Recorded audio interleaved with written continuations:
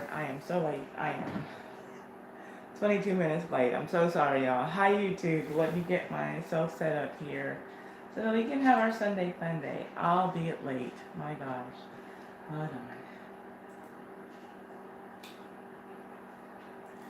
If you hear smacking in the background, that would be Rocco and his crackers.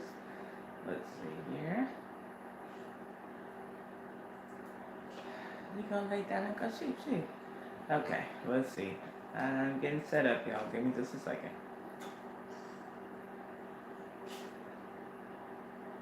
Okay. Thank you for the thumbs up. I appreciate that.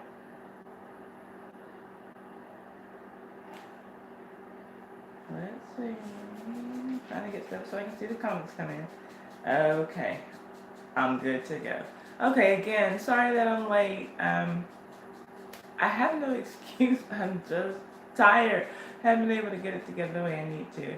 And I was trying to get Rocco squared away before we started, and I disturbed him, woke him up. Okay, so anyway, first 5 minutes, as usual, dedicated to any YouTube channels who are in the house, but like you'll know, as we go on with the stream, if any YouTubers happen to come in, I want to give them an opportunity to, just shout their own selves out, promote themselves, promote their channels, promote the best things that they have on their channel all week, or however they want to do it. Just let us know what they're about.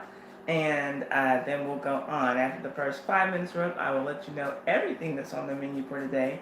But you kind of have an idea if you read the title for this video, I guess that's why you're here, or you read the hashtags for this video. So we have I won't say a lot to cover, but more than we did last week to cover, so that's a plus. So, and who's here? Because I have people watching, but I don't think that anyone's chatting. I know that there are times that sometimes I'll watch the playback and I'll see that people were chatting with me when the video first started, and then I don't see it until I watch the playback. So sometimes I think that people come in and say hi, and then I don't see it until the playback, and so they're like, oh, I'm not staying here for this girl, she's rude, she didn't even say hello when you come in. So, anyway, I appreciate it if you say hi. I don't like for people to just be voyeurs and not say nothing. I hate that when I have people watching me and like there's just like no feedback. It just makes me feel like they're staring at this girl. But anyway, my bad again for coming in late, and looks like Rocco might be trying to get out. Rocco, are you trying to leave me? Let me let my dog out and it'll just be us. Hang on. Rocco, you should pick up on your time. Yeah. Okay. Yeah. So he's been in here with me for all this time, and so now he wants to get up and leave. Oh well, we got 2 more minutes just in case any YouTube channels come in the house and want to say hello, want to say who they are, want to, want to give them some support, because I always like to support people who come here and support us, like throw some support their way as well. But we'll see. Ah, Jay Bodega, how are you doing? Thank you for being in here. What's going on in Houston? How I miss my hometown.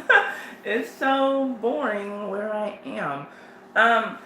This is what I remember. I told you months ago, Jay Bodega, when you were in here, that there was something that I wanted to tell you, I wanted to ask you. If ever, so y'all, Jay Bodega, he has this cool shop in Houston, sells all kinds of stuff. But I met Orange Juice Jones at his shop. It's called the Reggae Bodega. I met Orange Juice Jones there, the guy who sings The Rain. And but I've seen other local celebrities like the Ghetto Boys and stuff, like they would come through, whatever. But and so like I don't know why, I don't know, Jay is just connected like that, but celebrities will tend to stop through there. So if you ever meet Jocelyn Hernandez, let me know, because like it's weird, and I realize she's not like a top-notch celebrity or anything, but I would love to meet her. So just tell her that there's somebody in Texas who loves her. Anyway, hi viewers of you, thank you so much for being here. Don't laugh at me. I have a crush on Jocelyn Hernandez. She is an international superstar in my opinion. So anyway, a view is a view. Yes, I love Orange Juice Jones too. I love him. And he was so nice. He was so nice when I met him. I mean, not like I would expect anything else, but yeah, if they ever decide to shoot a Love and Hip Hop in Houston, which I heard that they would do. Hi, oh, Brenda Holiday. Thank you so much for being here. I saw you left me comments, I think, on my Teddy Pendergrass video and my what is his name? Al Green. I think that you left me comments on those two videos. Correct me if I'm wrong. I saw some comments that I still need to respond to, but this morning I spent the day getting ready for this live stream. So thank you very much for being here. I appreciate it. And I love when people subscribe based off of my videos, you know, my uploaded content, and still come and hang out with us in the live stream, because that was kind of uh, the Sunday live stream was kind of my thing. And then I got into this, you know, edited content. I'm enjoying that, and I'm glad that people are enjoying it. Y'all's response has been really beautiful to me, and I appreciate that. The rain, yes, I love the rain. And Jason, do I remember he bowed to me? I do. He was very complimentary to me. That's the right word. He complimented my looks and said I was a queen and all this crazy stuff. I remember that, but just kind of, you know, it's so funny. Sometimes I'll think about that song, or I'll, you know, I watch 80s videos like they are current. And so I'll be watching that video, and it'll totally like slip my mind that, oh yeah, I got to meet that man. And then, like, you know, it'll like nothing will be happening Orange Juice Jones related in my life. I'll be like, oh yeah, I got to meet him at, you know, Jay's shop. So anyway, yeah, that was a very fun time, very fun time to be in H-Town. But anyway, if you're ever in Houston, J Bodega, check him out at the Reggae Bodega. All right, so let's go on and get into what we're going to talk about, and you all decide if y'all like what's on the menu, if you want to stay, if you want to go. Hopefully you want to stay. So let's get to it. Let me go to my notes, and I'll let you know. We're going to do a quick rest in peace to Valerie Harper, who played Rhoda on TV. Somebody I grew up watching. Not, you know, like when she first started, would have been either unborn or too young to really remember, but I do remember her as Valerie growing up, and then I got to watch reruns of the Mary Tyler Moore Show, where she played, you know, Rhoda. So Valerie Harper is gone. We're going to talk about this Paul Mooney, Richard Pryor, and Richard Pryor Jr. mess. Y'all, we're going to get into it. I had never heard rumors that Paul Mooney might be gay. And gay is one thing, but if you are out here sexually molesting a same-sex child, that's beyond gay. That's, you know, so we'll get into that. Apparently, though, people say the rumors were always swirling about his sexuality. And I kind of always picked up on effeminate qualities in him, but never just would have thought outright gay. So anyway, so we'll talk about, hey, Akili, how are you doing? We'll talk about woke ass, possibly gay ass Paul Mooney. And Kandi, Riley, and Kandi Burruss and Riley Burruss. We'll talk about them and Riley's birthday social media debacle. And what else? Future, the rapper, and the only reason that we're talking about it is because I caught wind of his baby mama and some of her antics and some of his antics then in return. So we'll talk about them. Like I said, since I'm revamping how I'm doing the live stream, just to kind of save myself some time, we will always talk about whatever I post in my video during the week. And since this has been a slow week on my channel, all that I posted was the old school tea about Teddy Pendergrass, so we'll talk about that as well. Thank you. I know that Akili, Akili commented on that video, and it's funny because I kind of expect when people read the titles, especially those old school videos, that it's going to be people who, you know, like, I grew up listening to Teddy Pendergrass. I love TKO. So, like, but it's like a lot of you younger girls, young ladies who are coming to my channel and watching those videos about people who you don't really know about. You might have heard your mom play one of his songs or something, but it's like, oh yeah, I kind of know his name. I might have heard a song or two, but this was an interesting story, you know. So I appreciate the feedback that those videos are getting. And like I said, I don't even know how it happened, but the video that I did on Al Green before last Sunday, Al Green and the Hot Grits, that video for 2 weeks, it had about 200 views.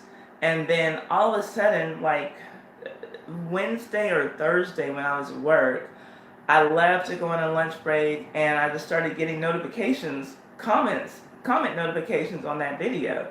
And it was so strange. And I'm like, why are people commenting about this all of a sudden? So I go back and I check.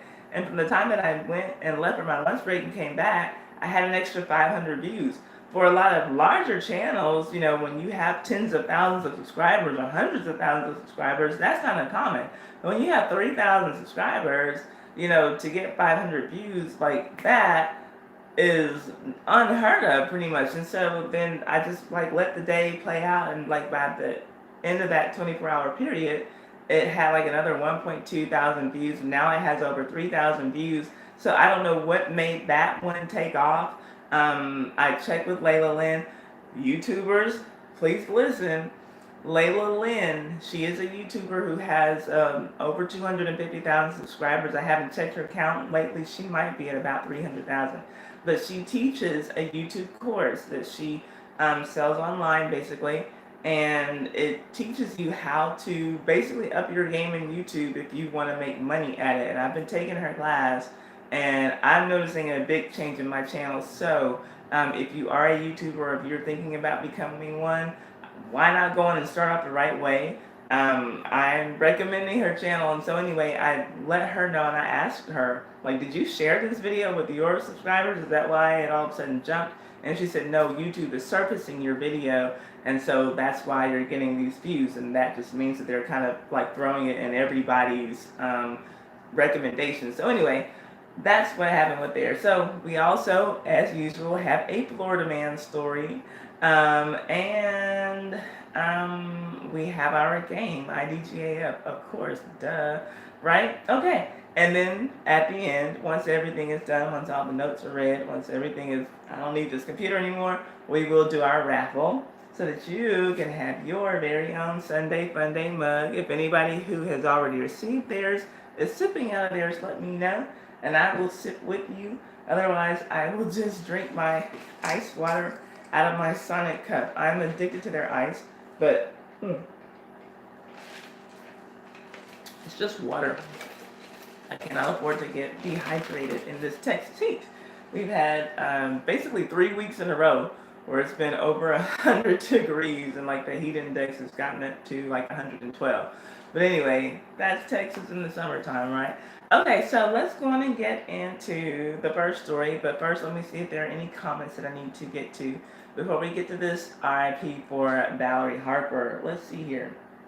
How much for the mugs? The mugs are free, Jay. I just give them away to my subscribers at the end of my live stream on Sunday. Whoever sticks around, if they want, I ask them to just type a 1 in the comment section, and I'll enter their name in a little drawing for a Sunday Funday mug. Now, these I did not make. I will no. Okay, so if you want to buy one, if you want to buy one, then you can go to Five Below. Hi, well, because that's what I did. I just was in Five Below one day looking for booty shorts or something, and I was just kind of browsing around. I'm like, oh, these say Sunday Funday. That's the name of my live stream. And so I was like, okay, well, I'll just keep buying theirs, and then when they run out, I'll order some from someone. So Jay Bodega, I know that you know a lot of people who print t-shirts especially, but if you know someone who will print up some mugs for me, once I'm not able to do this anymore, I would love to, I'm sure support, I'm guessing a black business knowing you, and order some Sunday Funday mugs, so that I can have them sent out. And even, it would be great if I could pay to have them printed and then have have whoever's making them just ship them directly out to those people instead of me, but I don't care if they have to come to me first, that's fine. But let me know if that's something that you're interested in. So, okay, so that's that. But no, thank you for wanting to support me. I do appreciate it. These are not my own creations. But when I run out of these, I will get some that are probably a little bit snazzier, Ooh. Oh, and maybe y'all, that's just my way to get Jay Bodega's phone number again so I can start talking to him. Okay, he fell right into my trap. You said that we can do it, so that's, as far as I'm concerned, legally binding, so you can't back out now. Okay, so here we go. The first story is a rest in peace to Valerie Harper. Let me get to the top of my notes and we'll go and do it. So the only reason that I'm doing any rest in peace story ever is because it would be some celebrity that touched me, or who I kind of grew up with. I know lots of celebrities have died, like that I haven't covered recently, but it's because I don't know who they are. So Valerie Harper, who played a sidekick role as a leading lady's best friend on the Mary Tyler Moore Show, and into a star of her own sitcom, Rhoda, died on Friday. And she was 80 years old. So, kind of a nice long life, but I know I would like to live longer. But anyway, the death was confirmed by her daughter, Christina. I think it's Cassiati. Cassiati is some Italian name that I can't pronounce. I'm not familiar with. She did not say where Mrs. Harper died, so we don't know what state, what city, whatever.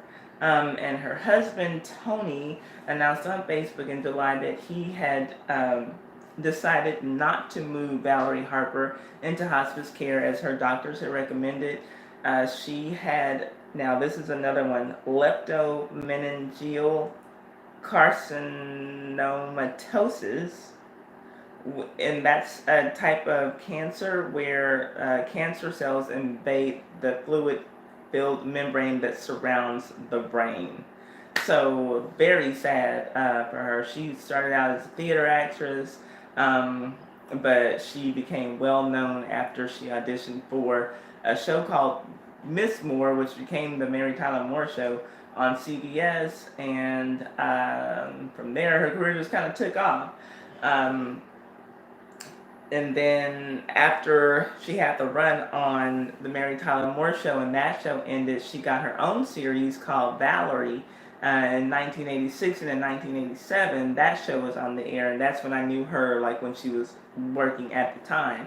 She was the working mother of 3 sons who often had an absent husband, but that's because he was a pilot. And I think, correct me if I'm wrong or tell me if you know, wasn't Jason Bateman her son on Valerie? I think that's kind of where Jason Bateman kind of had his first like major gig. But anyway, after a salary dispute, she wanted a little bit more coin. The producers killed her off in a car accident. That's how they wrote her out of the show and replaced her with, y'all remember Sandy Duncan, that blonde with the short hair, boring ass, hi, American Copperhead. Oh, I understand how that goes. Always dealing with a little bit of that, seems like. But anyway, y'all remember Sandy Duncan? She was like, thin, white, with short blonde hair and boring as saltine crackers with no salt. To me. But anyway, she's the one who got to replace Valerie Harper after the producers killed her off for asking for more money. And so they renamed that show Valerie's Family, and then they later called it Hogan Family, because I guess that Sandy Duncan was a Hogan or whatever. And that stayed on the air until 1991, and it was not the same without Valerie Harper there. But so anyway, oh, you remember her, Brenda? So yeah, rest in peace to Valerie Harper. I hated seeing her being replaced by Sandy Duncan on TV, and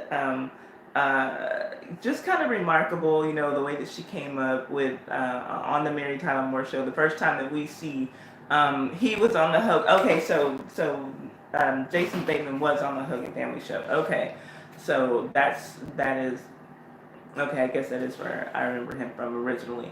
But kind of cool, that whole Mary Tyler Moore thing. The first time that I think Americans got to see a look on TV at this whole new breed of woman, the single working woman. Because for every decade on TV since, women were always supposed to be married, and then, if they weren't married, then they were aspiring to be married.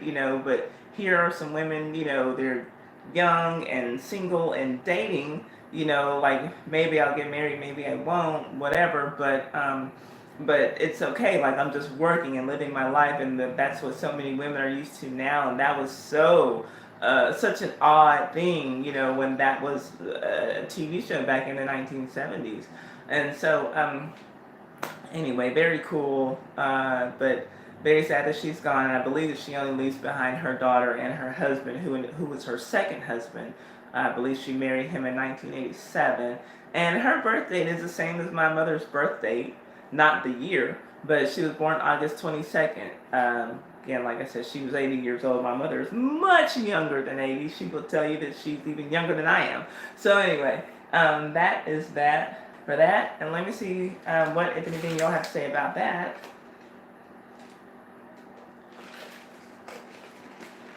And then we'll move on.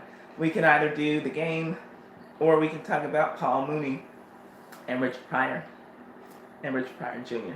Let's see what y'all have to say.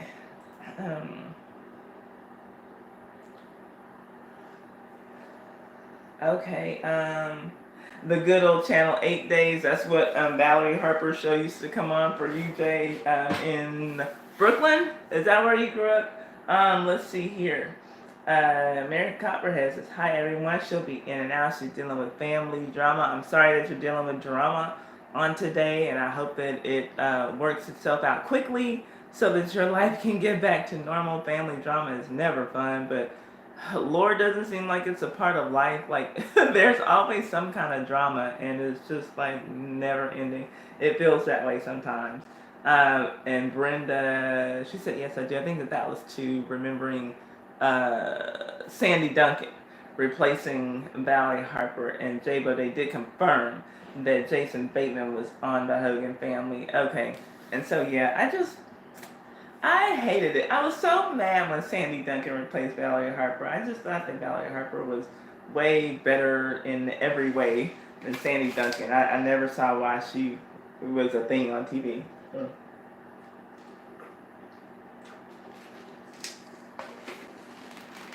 Okay, so now, there's a man, I don't recall his name. This has been a hot topic all week, so you all probably are already well versed on what I'm getting ready to talk about as far as Richard Pryor is concerned. There's a man who is Richard Pryor's former bodyguard, and I've been seeing different video clips floating around on YouTube. It's Comedy Hype.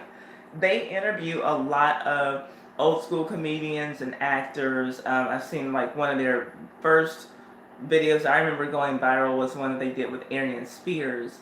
They interviewed, who else? I remember them interviewing the guy who played Overton on Living Single, and seeing him talk about how Living Single basically provided the blueprint for Friends. That Friends was, basically stolen from the idea, the concept, the reality of living single. And I've heard so many comedians say that, and most of the ones I've heard talk about it have been white men who say that. But anyway, so this Comedy Hype, they interview a lot of people.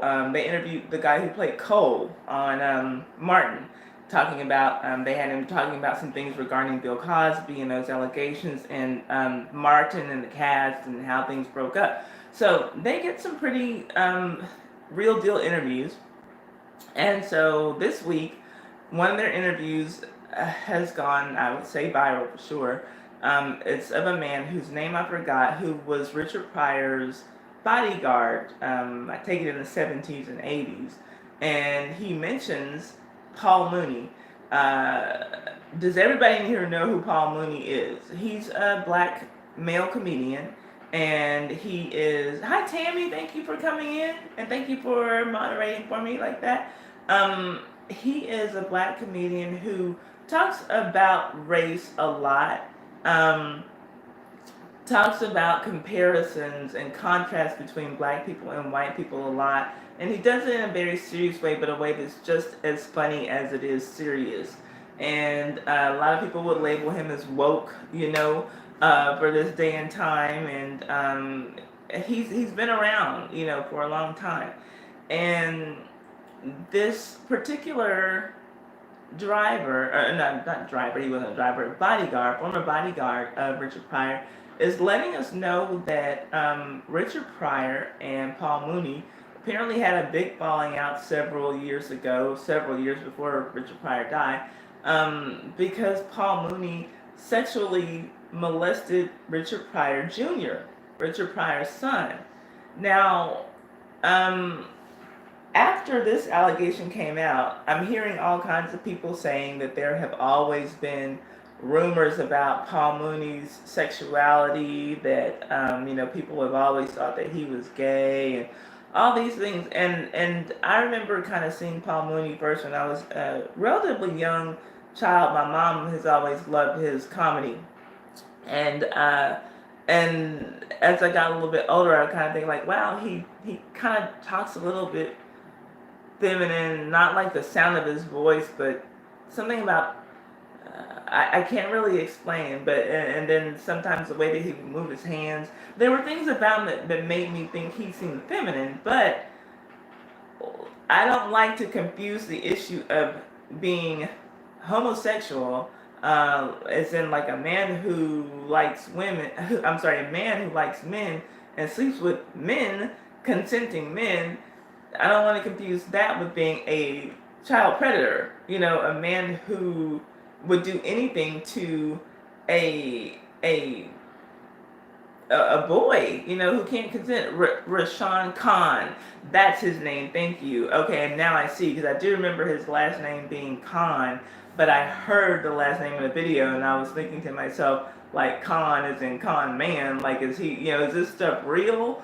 And I'm not saying that it's not, that it can't be any validity to it. I would hope that he's telling the truth with Paul Mooney still being alive. It's not like, Quincy Jones coming out in that Vulture interview and spilling all the tea on these people who are dead and who can't defend themselves. Like, he's talking about someone, he laid a very serious allegation on someone who's still very much alive, and even the victim, if it's true, is still alive. So I'm hoping that he's telling the truth.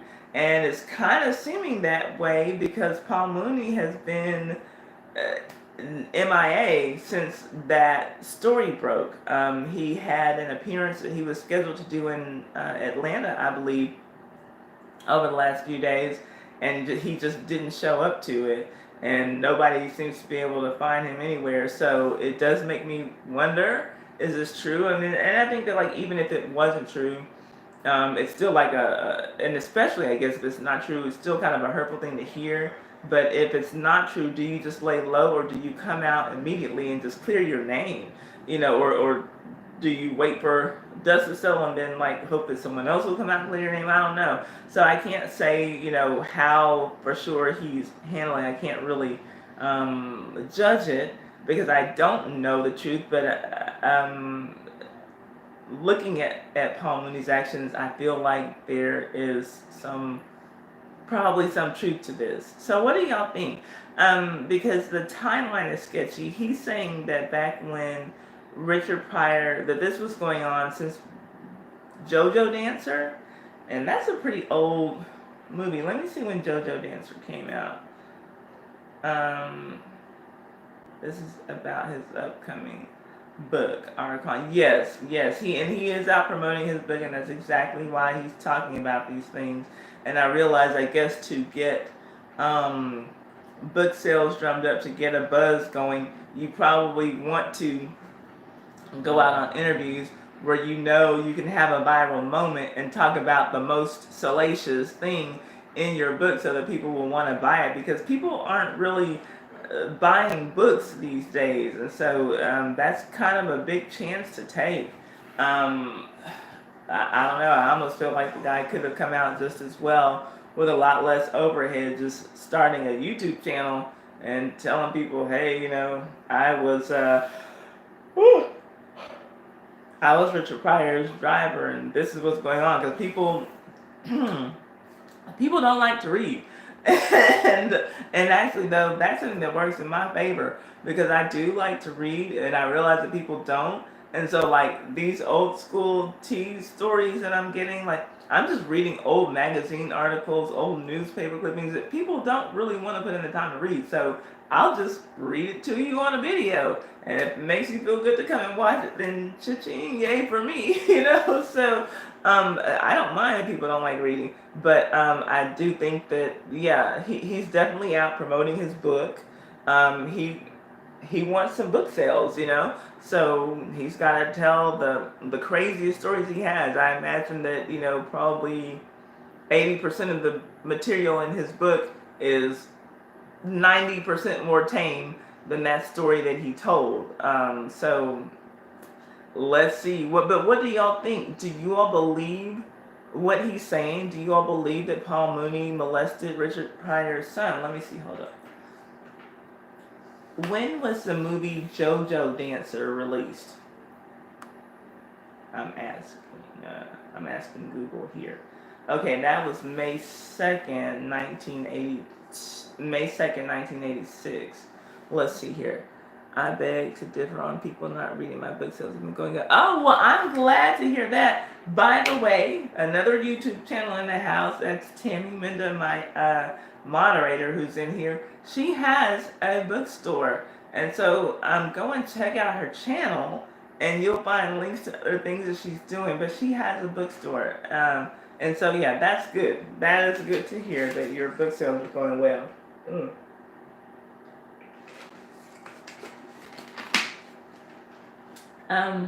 But yeah, okay, so 1986. Okay, 1986. So, let me ask this. How old is Richard Pryor Jr.? Let's see, let's do a timeline. This says about 58 years. If you Google how old is Richard Pryor Jr., the answer you get is about 58 years. And yeah, of course, okay, and Brenda says she loves to read books, and there are always exceptions to the rule. I realize that. Like I said, I love to read as well. But people in this age want information like this. And if you have to read more than, what is it, 360 characters on Twitter, a lot of people just aren't interested. So, that's just, I'm not saying that y'all are dumb and y'all like to read. I don't want to give that impression if that's what I meant. That's not where that came from. So, let's see.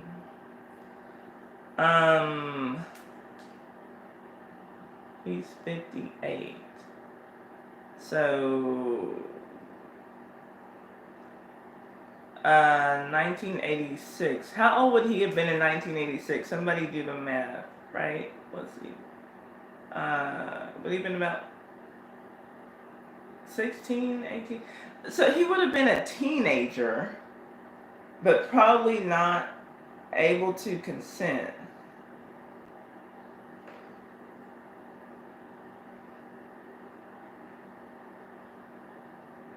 Right? I don't know. Okay, so he would have been like close. And I do think though that Richard Pryor Jr. is a gay man.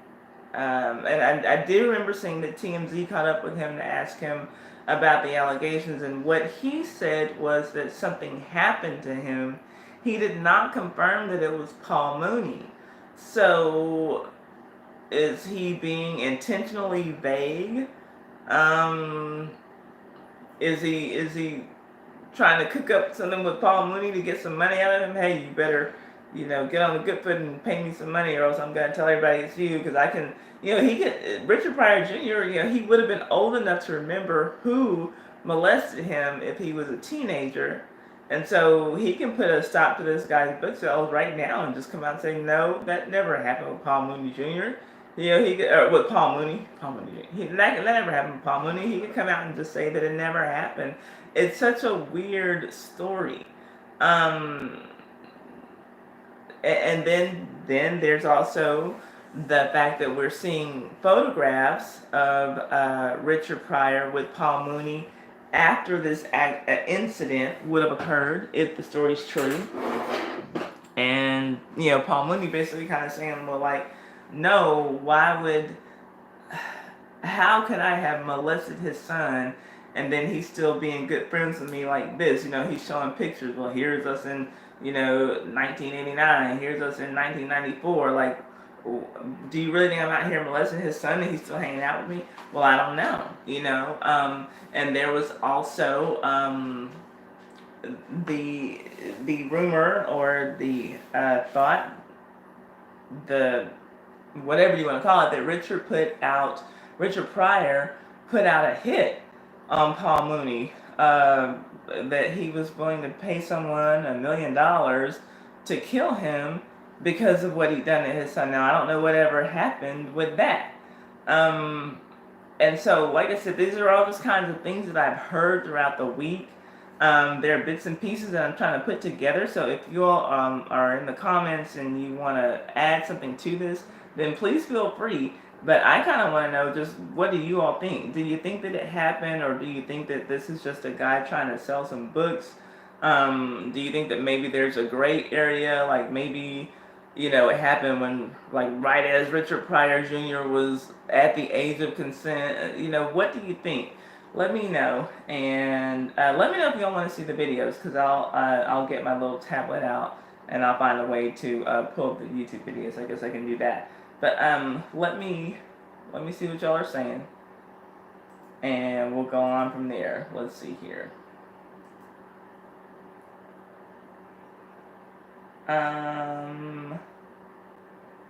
Okay, Tammy says, I think the costs are going up. Some people are leaving the net, which is sad. But things are just getting too expensive. Okay. Anything else about this story? No. Okay, well, then let me go on and move on to the next story then. Unless y'all want to play IDGAF. We're starting with $15 in the pot. If we happen to get any super chats during the stream, then we'll, like I said, throw that money in the pot. We'll divide it by 3, a third for me, a third for Google, and a third for whoever's playing. So we're starting with $15 in the pot that was carried over from last week. Let's see. I heard that it wasn't hit because of Richard's accident with fire. That the hit was not taken out because of, what was that? Okay, I never really understood, because I'm a bit young for the whole Richard Pryor thing. Like, I remember him in some movies. I remember him in Harlem Nights, for instance, and that was even a little too mature for me when it came out. But he's always just been like a little bit before my time. I remember seeing things with him, and I remember seeing things with Richard Pryor and Gene Hackman. I remember his variety show that I believe my sisters and we used to watch, like, on Saturday nights. I don't know how long it lasted, maybe only a season or two, but we would watch it on Saturday nights late. And I think that even at the time that we were watching it, it was repeats that we were watching, because I think that this was a show from the 70s, and it was like, way ahead of its time, like a, in living color type of thing. But I don't know. I just want to. Do y'all think that it happened? And then, oh yeah. So what I was gonna say, kind of piggybacking on Brenda's comment, the whole catching on fire thing. I remember hearing that was a freebasing accident, and I never really, to this day, I really don't know what freebasing is.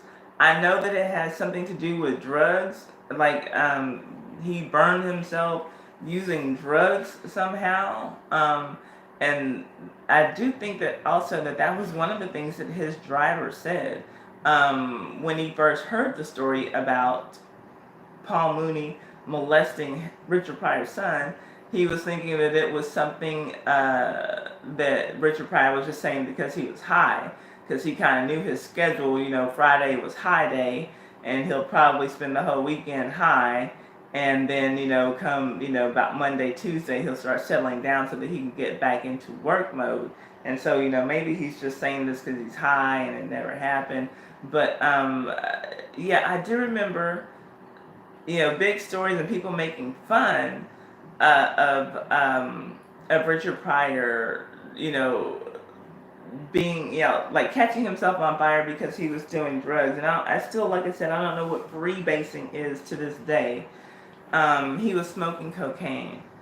Okay, and smoking cocaine. Because, okay, now I know people, like, when I think of people doing cocaine, I think of seeing the white lines and little, like lines of chalk, that they snort up, right?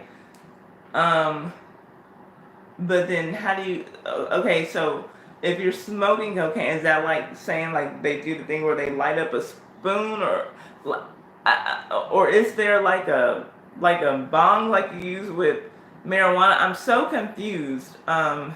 I guess I need to look into that because all my life I've heard that and I just never knew what freebasing was.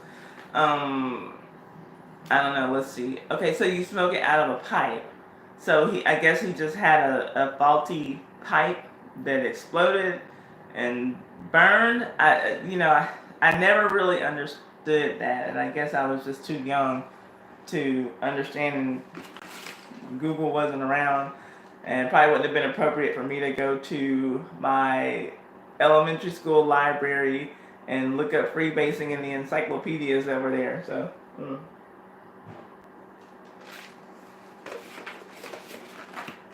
So that's all I got for that. Let me see if y'all have any more comments on that. And then we will move on to talk about Kandi Burris and her rich daughter. Let's see here.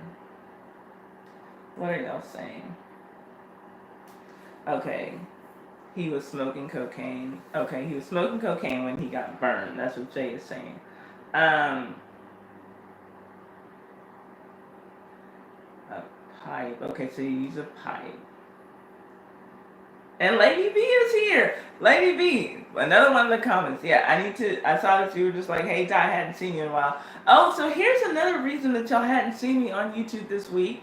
If you look at my very last, I don't like to say last, my most recent video that I posted that's edited content, I talk about Teddy Pendergrass, which we'll talk about the content of that video in this live stream. But I was trying to get a new editor going for myself. Y'all know that I've been doing the voiceovers, and those edits to me are looking pretty raw. And I'm getting to a point in the class that I'm taking where it talks about different storyboard editors, for YouTube, and that's what I've been wanting to work with. My computer, my personal computer, is a Chromebook, and I hadn't found one that went well with it. And so I, just was doing some research, found a free version of this particular editor, but I was like, I don't want a free version. I don't trust anything that's free, so I'm always thinking pop-ups. I'm thinking, huge watermarks. I don't want that. So I paid, a nice little chunk of change for the editor that I used in that Teddy Pendergrass video. So I hope, if you watch that video, will you just type a 1 in the chat? And if you watch that video, will you let me know if you saw a difference in that voiceover versus every other voiceover that I've done? Because I'm trying to make it a little bit more smooth. Now, that was the first video. Lady B saw it, I know, because you commented on it. And I appreciate that. But I'm hoping to, I want to give y'all a more professional quality look of my content. And so I enjoyed using that storyboard editor. It took me a while. Brenda Holiday, yes, you saw it, because I think that's probably what made you subscribe. So I appreciate it. And so other than, I guess, Brenda Holiday, beyond my Al Green video, you wouldn't have seen any of my other content necessarily.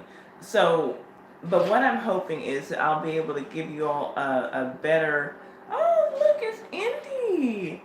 It's my girly dog. Hey, Indy. Look at you. Did you just wake up?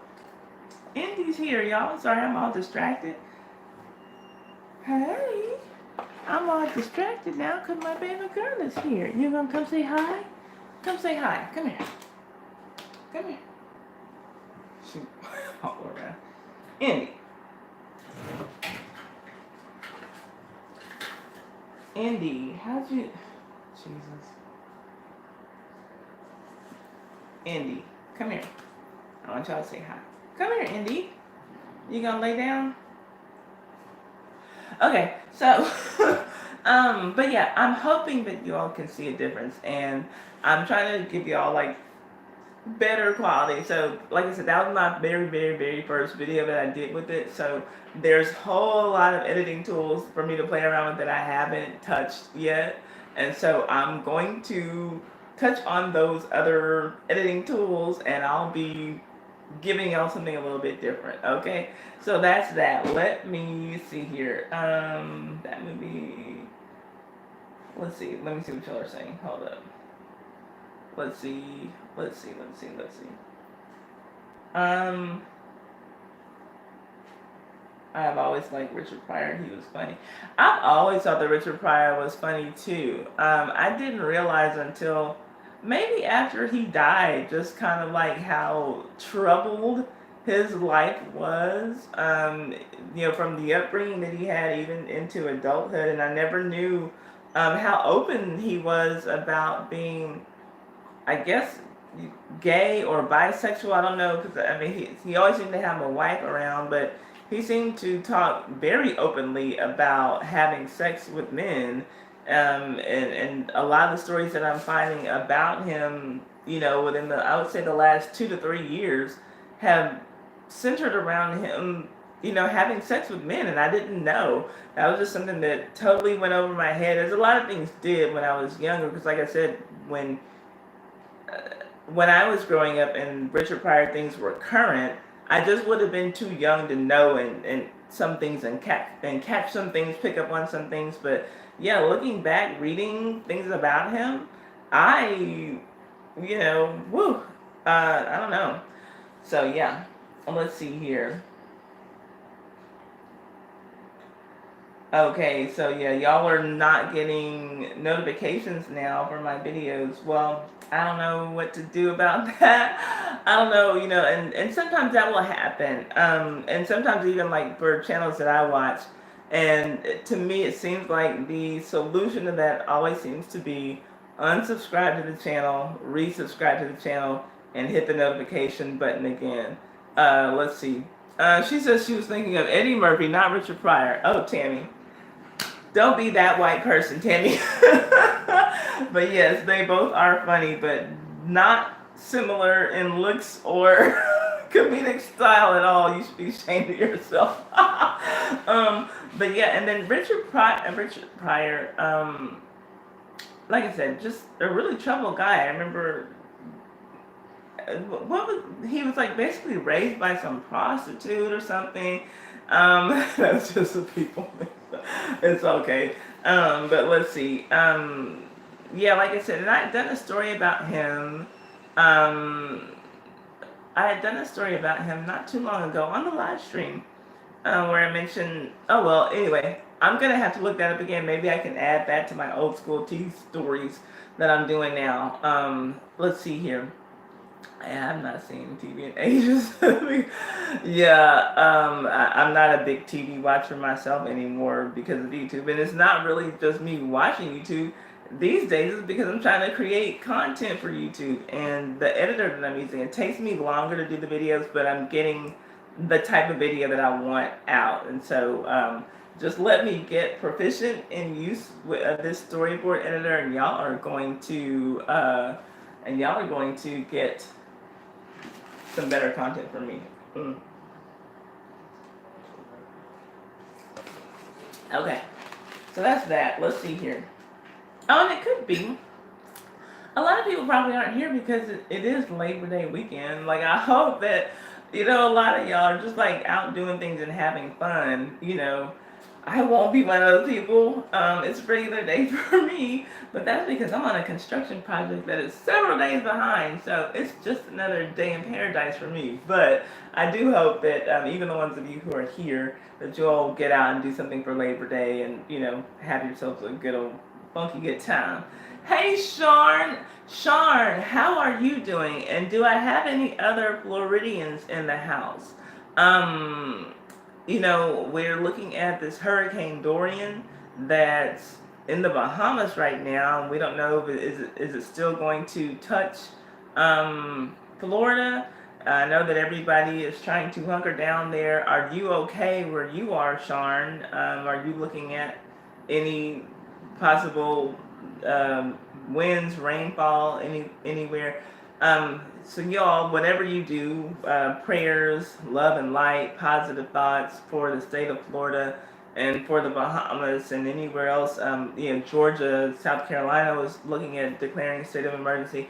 Anywhere else that might be affected, just send your best to those places. And Sharon, let us know how you are, because that was something that I was kind of wondering about, and I should have reached out to you via Twitter DM. But I'm glad you're here, and that lets us know that you're safe, at least right now. So let us know about that.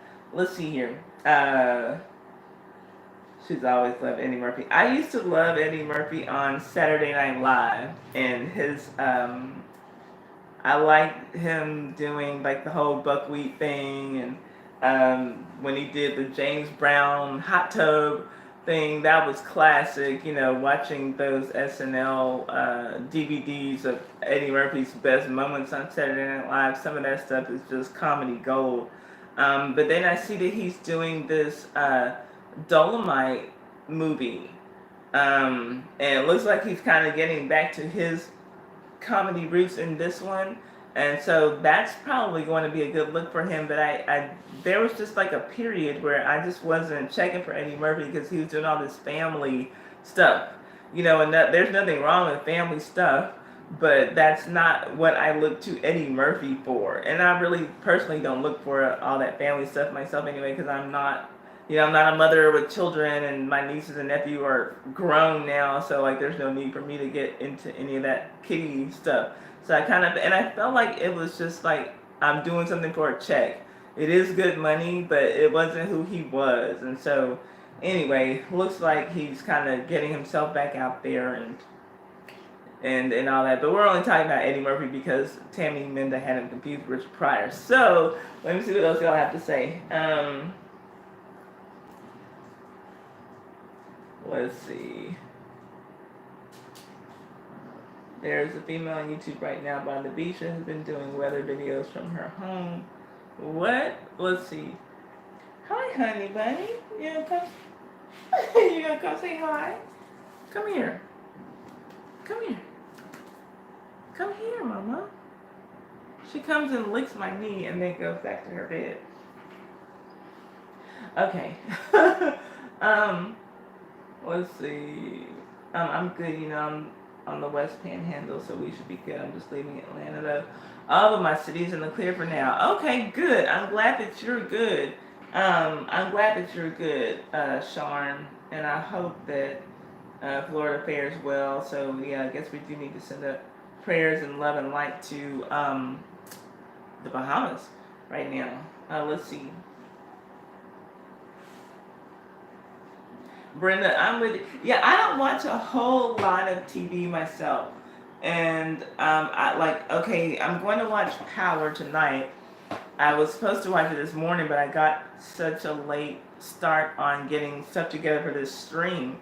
Because I do want to go in and do my little sarcastic reviews of this final season of Power.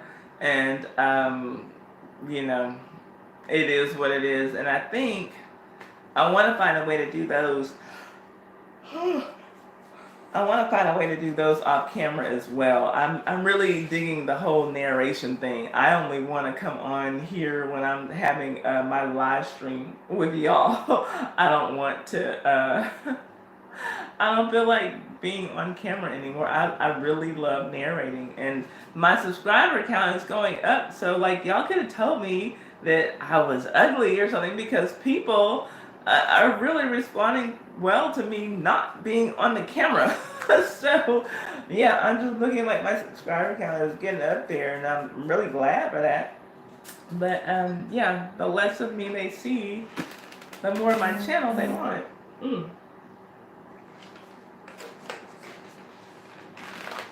Oh well. Let's see here. What are we talking about now? Let's see.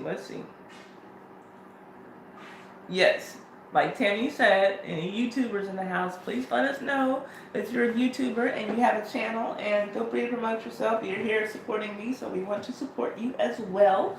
Let's see here.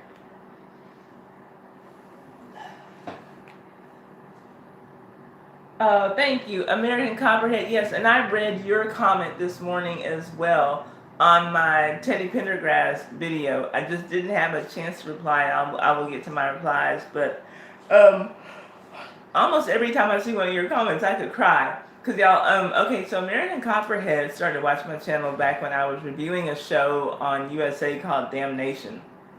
And even back then, I've always been kind of trying to play around with, well, what can I do to make it look better?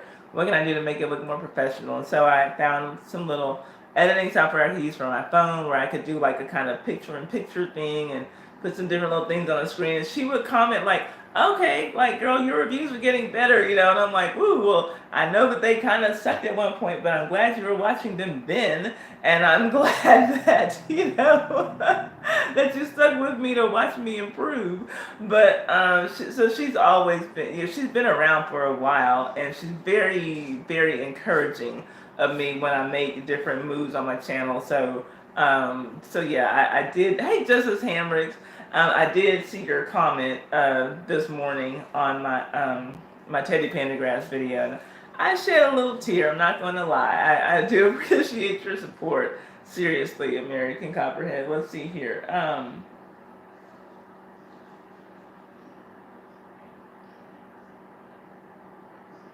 Oh yeah, Akili, you live in Florida as well. So are you okay?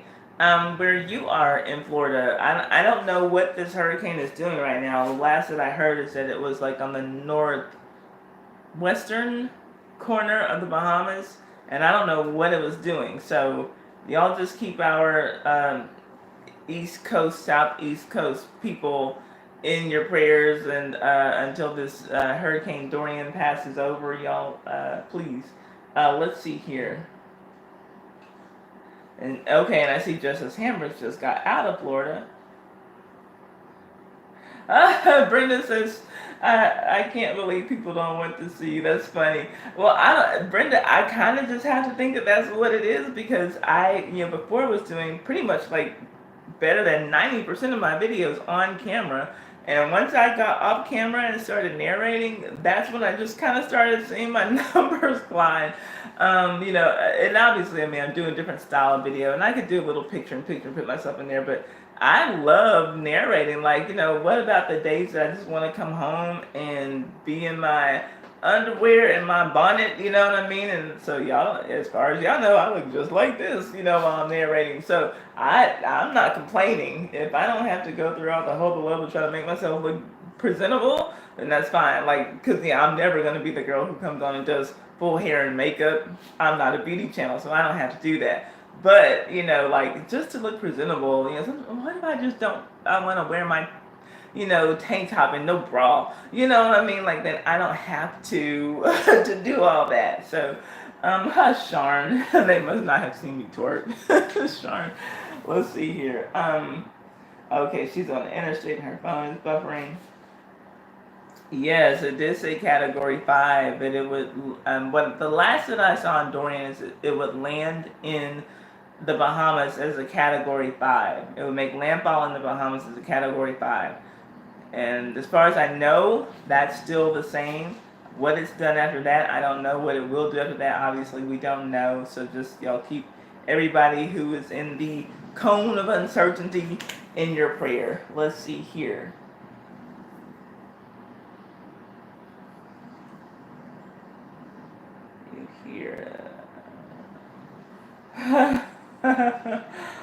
Oh, Lord.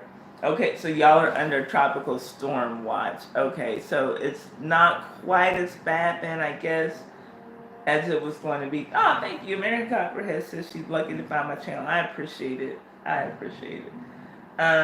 Yes, so Sharn and Akili, I didn't know that you were both Floridians, so we'll be looking for y'all in our Florida Man stories, maybe.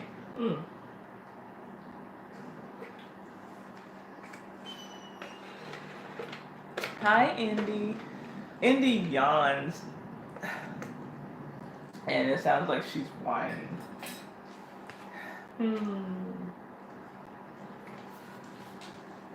My water's almost gone. Okay, so anyway. We're not Floridians. I repeat, we're not Floridians. Yes, you are. Okay, I repeat. Yes, you are. Okay.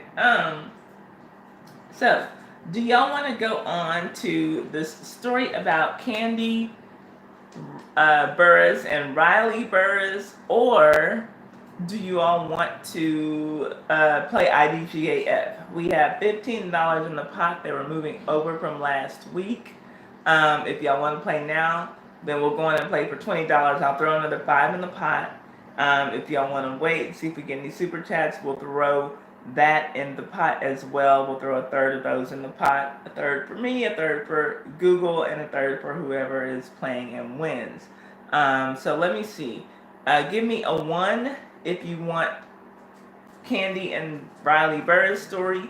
Give me a 2 if you want to play IDGAF. Yes, we did already talk about Paul Mooney, and it was pretty much mostly just me, just as Hambridge. But if you want to go back, then we can talk about that after we get through the rest of the topics. So give me a 1 for the story, a 2 for the game. If I can get 5 votes, let's see here. Okay, that's 2 for the game. Give me a 1 for the story, a 2 for the game.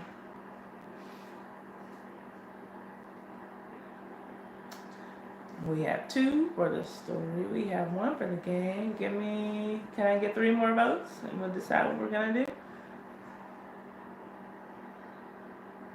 Hi, big head girl. Hi, big head girl. Can I get another vote? Can I get 2 more votes? What do y'all want to do?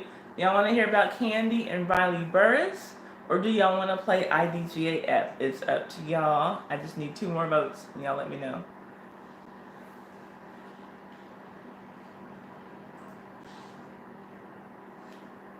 Well, you already voted once. Keely, you already voted once. American Copperhead, that makes it 3. Okay, let's go on and go to IDGAF then. Okay. Let's see. Okay, thank you, American Copperhead. Okay, IDGAF, we're moving right on along. Okay, so y'all know. Oh, thank you, Brenda Holland. Okay, so Brenda, this is going to be your first time playing IDGAF. Just so you know, that does not stand for I don't give a fuck. It stands for I do go and find. It is the internet sensation that is sweeping the nation. It is a YouTube scavenger hunt that I created where I send you to different music videos with a question. And I ask you to pick out things that you will see or hear in the music video, and then you come back here and you write down your response in the chat, and we do it where the first 3 correct responses get a point. We have 7 questions at the end. We tally it all up. The person with the most points wins. And what else? Now we have a tiebreaker just in case there's a tie. Then we have 1 tiebreaker question between or amongst however many people have the most points, and then 1 person wins whatever is in the pot. Right now we have $20 in the pot, and then I will take that money and I will just zap it straight to your PayPal. Hopefully the winner has a PayPal account. When Akili won, we had to get one set up for her on the stream, because I do like to send that money while we're on the stream. So hopefully we can go on and get that done right then and there. And then if that person does not have PayPal, hopefully they have Cash App. And then in that case, I will Cash App them after the stream, and because I can't do it while I'm on the stream because I'm streaming from my phone right now. So that's how that goes. And if they don't have any or if they have a bank account with Zelle that's registered with Zelle, I can also go on and send them the money that way as well. If they don't have any way for me to send it to them electronically, which we haven't come across that yet, but if they don't, then I'll just have to find some way to do it later and maybe like mail a money order or something. I don't know. So, but we haven't encountered that as of yet. Okay, so that's the rules. And another big rule is you can cheat. I have no way of knowing how you got the right answer. So, if I ask a question and you see that there's a smart person who is in the chat who's got all the right answers, just start waiting for them to respond and copy their answer. and then you'll probably have the right answer. Okay, so that's how the game is played, and we've been having a theme for yes, you can't cheat. Just as handbricks, you know it, and so. We've been having a theme for the last few weeks, and I told y'all we were going in alphabetical order. So this week, it's artists whose names start with the letter C. All right. So I want everybody to take a moment and refresh your screens so that just in case there are any buffering issues, any lagging issues, we can all be on the same page. I'll come back and check I'll come back when my counter gets to 0625, then we'll start the game. That'll give y'all exactly a minute from now. So go on and take some time, buffer your screens, and get ready because we're about to play for 20 bucks. We are playing, what do you call this? IDGAF.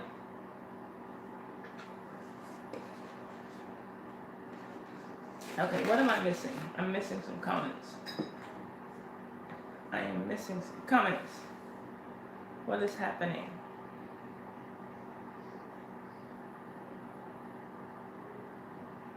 Oh, okay, gotcha. Okay, we have 20 more seconds before we start the game.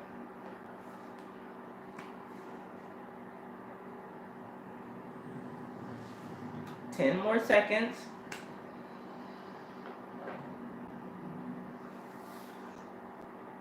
3, 2, 1. Okay, I'll be right back. Let me go close this door.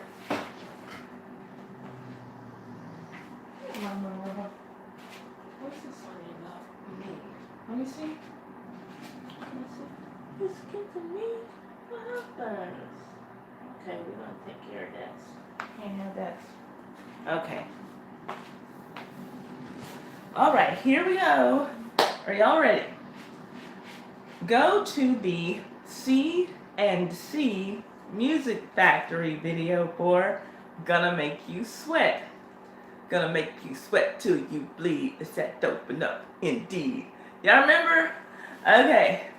All throughout the video, words and names appear on the screen.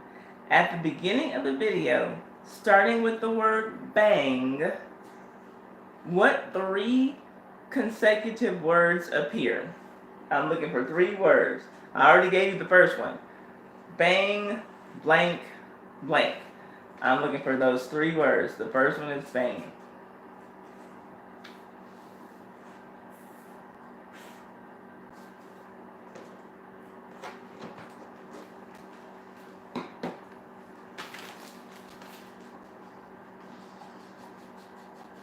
The first word is bang, and then I'm looking for the 2 words that appear after that as well. Bang, blank, blank.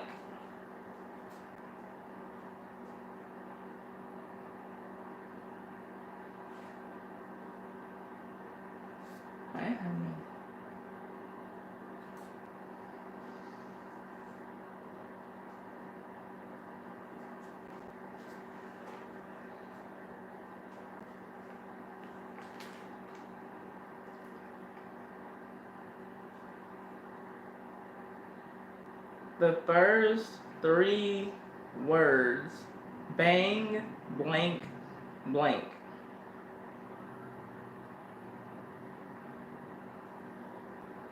And I don't see it yet from anybody. No.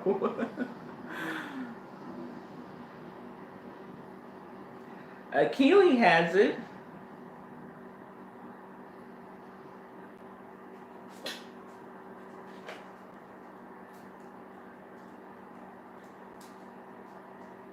Keely has it. Well has it. And Just As Handbricks. Okay, 1. Keely. Well. And Just Us Handbricks. Okay, that's question number 1. That was painful. All right. Question number 2.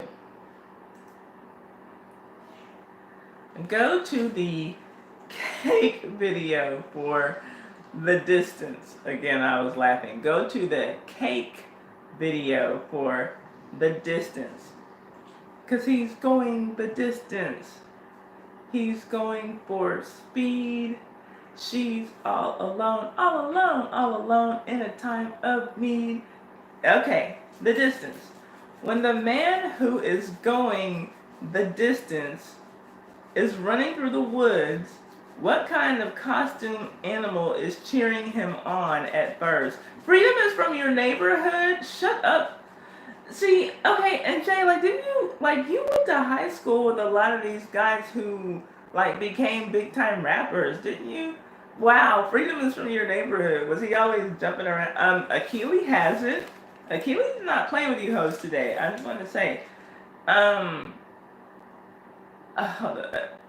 Akili, okay, American Copperhead, that's just a misspell. So Akili and American Copperhead, okay, she corrected it. Akili, American Copperhead, and well, I don't know what a skink is, but that's okay. He copied it wrong. Okay, Akili, American Copperhead, and well. Akili, American Copperhead.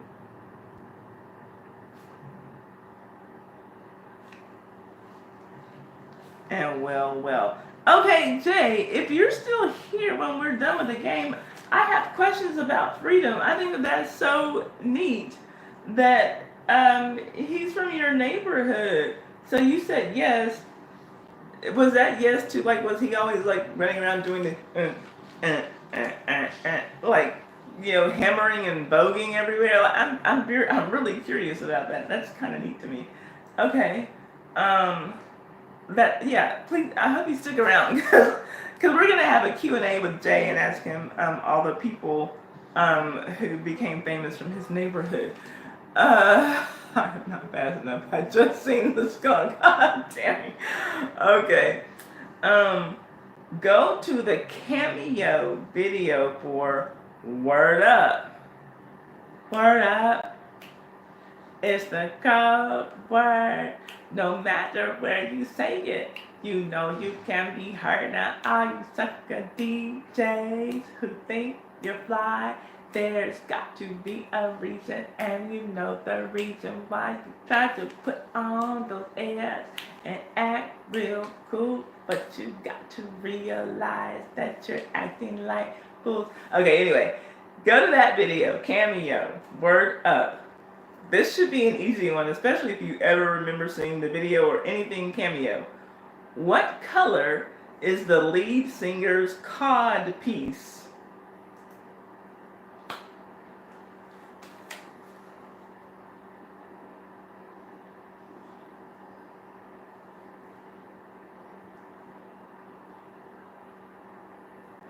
Tammy is right. Handbrakes is right. Tammy and Handbrakes and American Copperhead. Tammy, Handbrakes, and American Copperhead. That long ass intro. Oh yes, with the cops. Wait, now Tammy, did you get that because you looked at the video or because you remember cameo? Because he always had on that red cot piece, and I saw. Hi Chanel, how are you doing?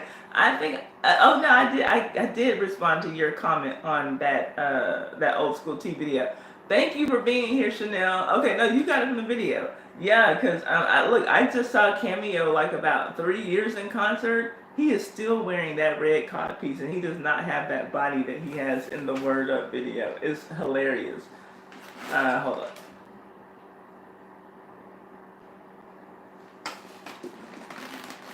I'm almost out of water. Okay, let's see here. Can you ask the question twice next time? Because I missed it this time. Okay, I'll ask the question twice. I don't know why my name always comes up as 2 instead of time. That's hilarious. Okay. So Chanel, we're in the middle of playing our game, IDGAF. It's still anybody's game, so just jump on in and feel free to cheat if you need to. Artists, to start with C. Go to the Carrie Underwood video for Before He Cheats. And I dug my key into the side of his pretty little souped-up four-wheel drive. Carved my name into his leather seats. I took a Louisville Slugger to both headlights. Slashed the name slashed the something on all four tires. Maybe next time he'll think before he cheats. Alright. So that's for you, American Copperhead, since you like country music. Okay, go to the Carrie Underwood video for Before He Cheats. There's a scene where she's wearing a leather jacket and sunglasses, and she passes a blue and white sign on the sidewalk. What words are written on that blue and white sign? I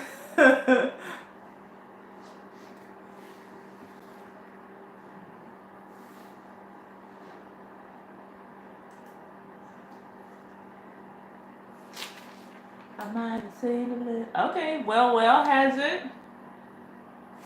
Thank you, Chanel. I know I messed up a couple of those notes real bad, but thank you. Well, and Tammy, and American Copperhead. Oh, and I didn't repeat the question. I'm sorry. I'll repeat it next time. I forgot. Well, Tammy, and American Copperhead.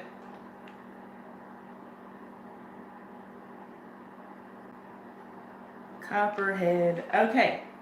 Question number 5. Okay, here we go. Go to the Cardi B video for Press.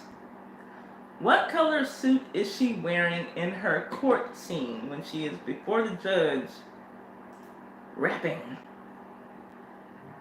And I can't sing this one because I really don't know the song. I was just looking for artists who started with C. And so I was like, oh, what is this? Press. Okay, so.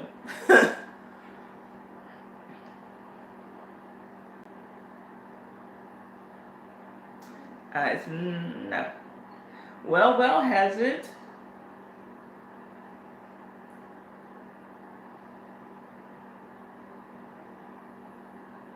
Well, and Hambriggs, and American Copperhead. Well, Hambriggs, and American Copperhead. Okay. Next question. We're rolling right along. Let's see here.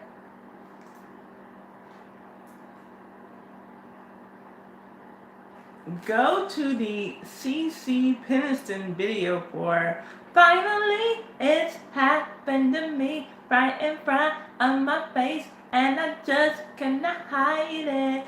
Meeting Mr. Right, the man of my dreams, the one who showed me true love, or at least it seems, with brown cocoa skin and curly black hair. It's just the way he looks at me, that gentle loving stare.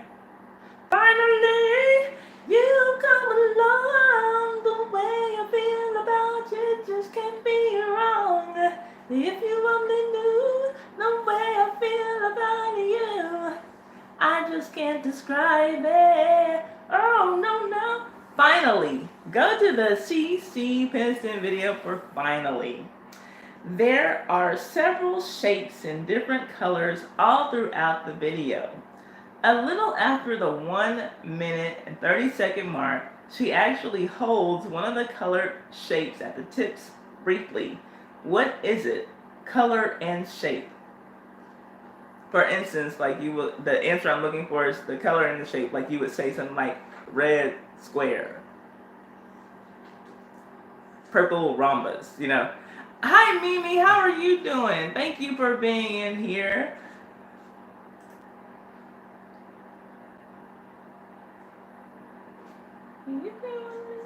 Well, has it?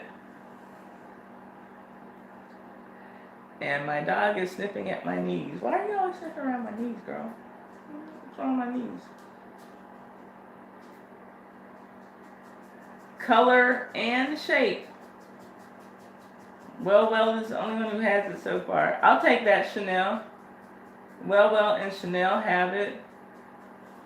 And I'll give it to Hambricks. She divided it. But, okay, well, Chanel, and Hambricks.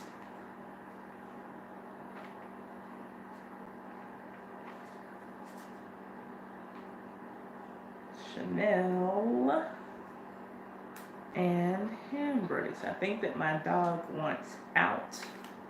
You trying to get out? You trying to leave, mommy? All my babies want to leave mommy. Come on. You want to get out?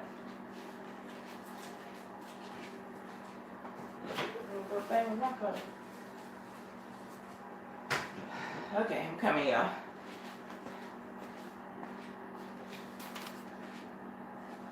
Okay. Let's see. All right now. Okay. Number 7. Okay, let's see here.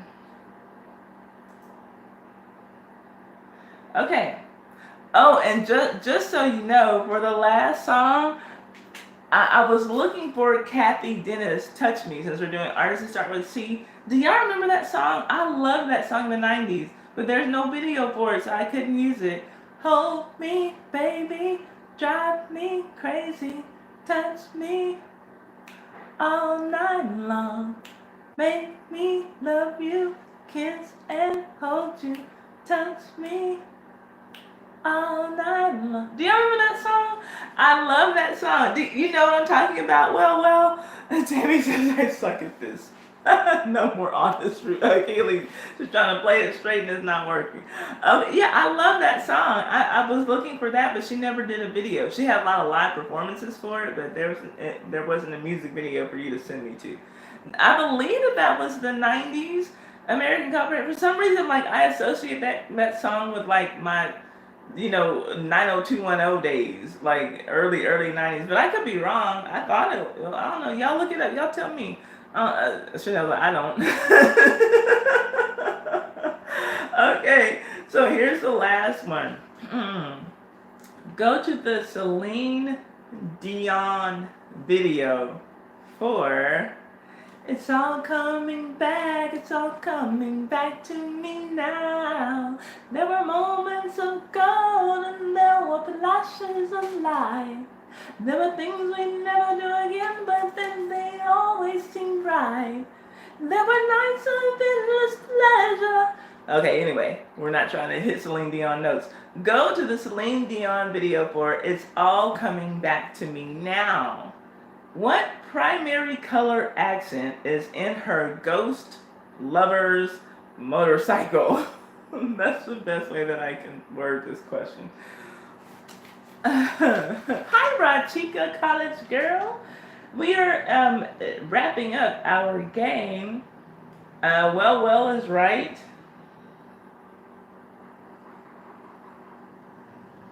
Couldn't remember what era. Okay, I got you.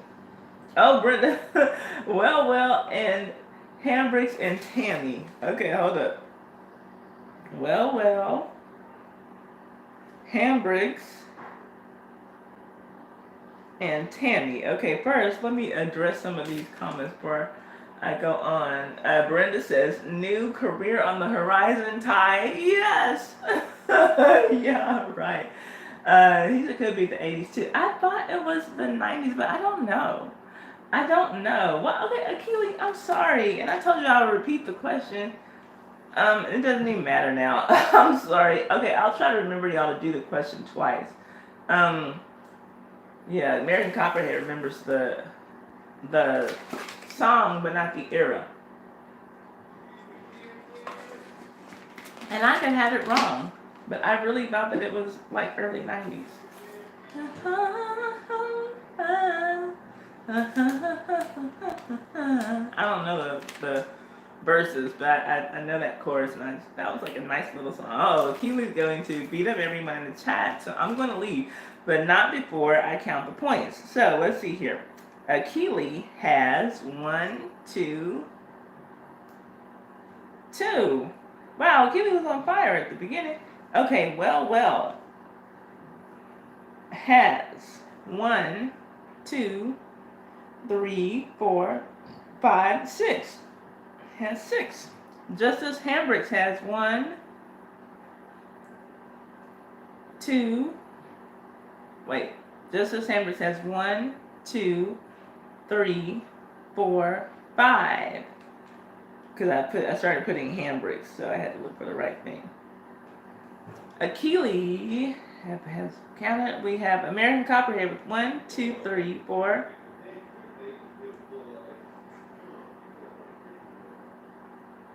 4.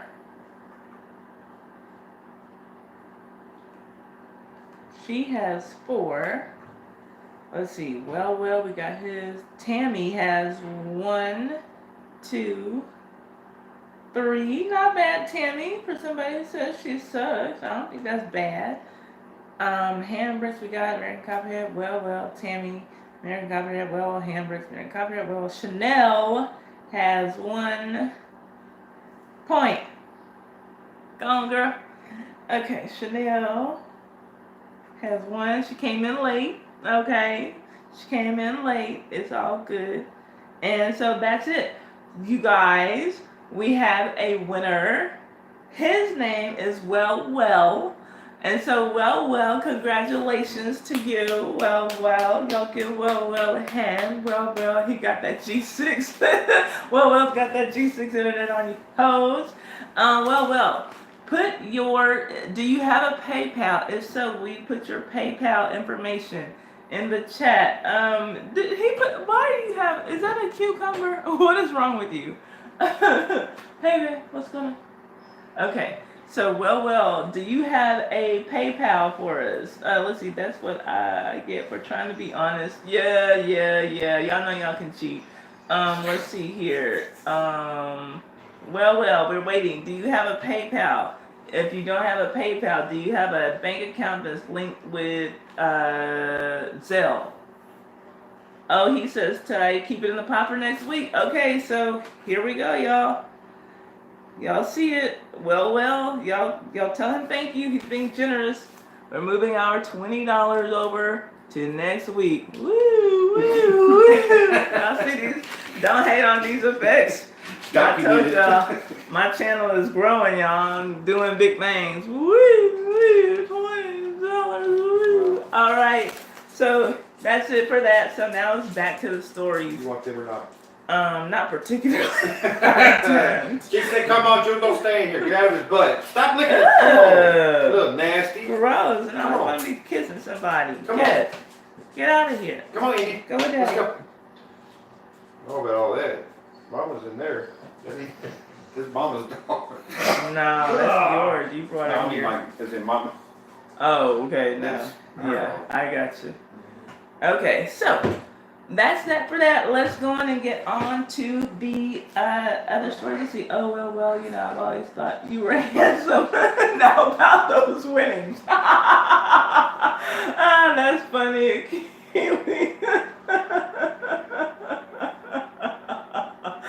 That's a good Keely. Hey, get what you can out of these old ridiculous ass men. That's funny. Okay, so let's go back to our story. Let's see. Okay, so Justice Hambricks, if you're still here when we're done, we'll go back and talk about Paul Mooney because we didn't really have a lot of people in here. We talked about him, and so. So now we're going to talk about Kandi Burruss, and Riley Burruss. Are y'all familiar with them? So Kandi, she's currently probably the fan favorite on Real Housewives of Atlanta, and she has a daughter named Riley who's been on the show since Kandi was on the show. We kind of watched Riley grow up on Real Housewives of Atlanta. And Riley just had a birthday, and for Riley's birthday, she posted to her Instagram her Cash App. Kind of, like I said, for the game, if you don't have PayPal and you have Cash App, I'll send you the money on your Cash App. And we've had a winner accept their earnings by Cash App. So Cash App is just, kind of like PayPal for your phone. People can send you money through Cash App. So Riley posted her Cash App profile name so that her followers on Instagram could send her money. Well, then Kandi started getting a lot of flack for it because Kandi's net worth is estimated to be on the low end $35 million. Kandi was in a popular singing group in the 90s called Escape. After she finished with her girl group when she was a teenager, she became a really good songwriter and producer. She produced hits for Destiny's Child, for a lot of big name stars. And so Kandi has money coming out of the wazoo and does not need money. And so people were kind of pissed off that, her daughter is basically on social media, kind of in their eyes begging for money.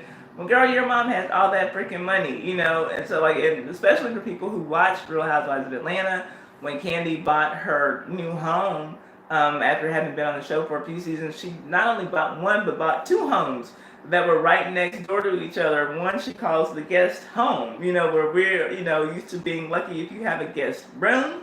Hi, Slick, how are you doing? And you can keep your guest room nice and neat. Kandi has a whole ass guest house, right?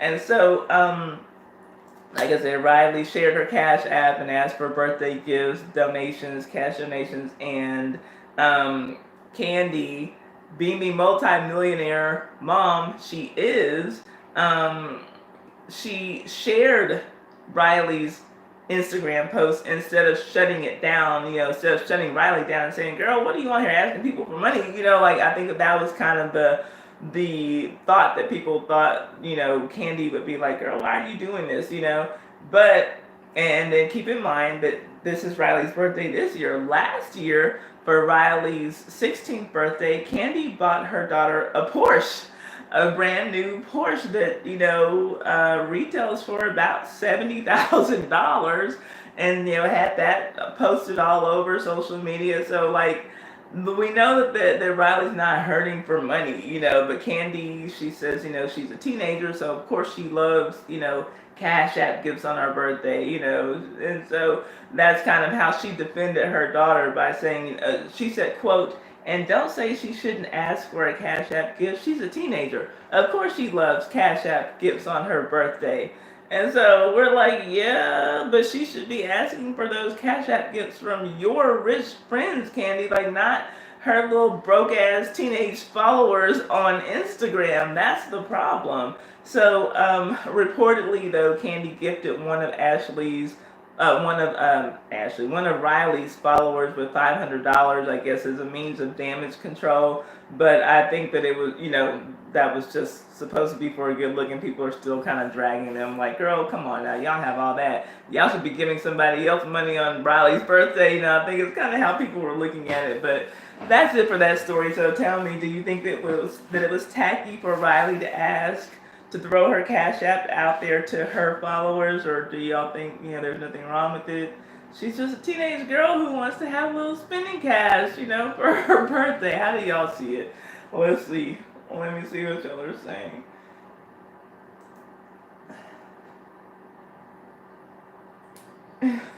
y'all are salty about not having cheated on the game, I see. Let's see.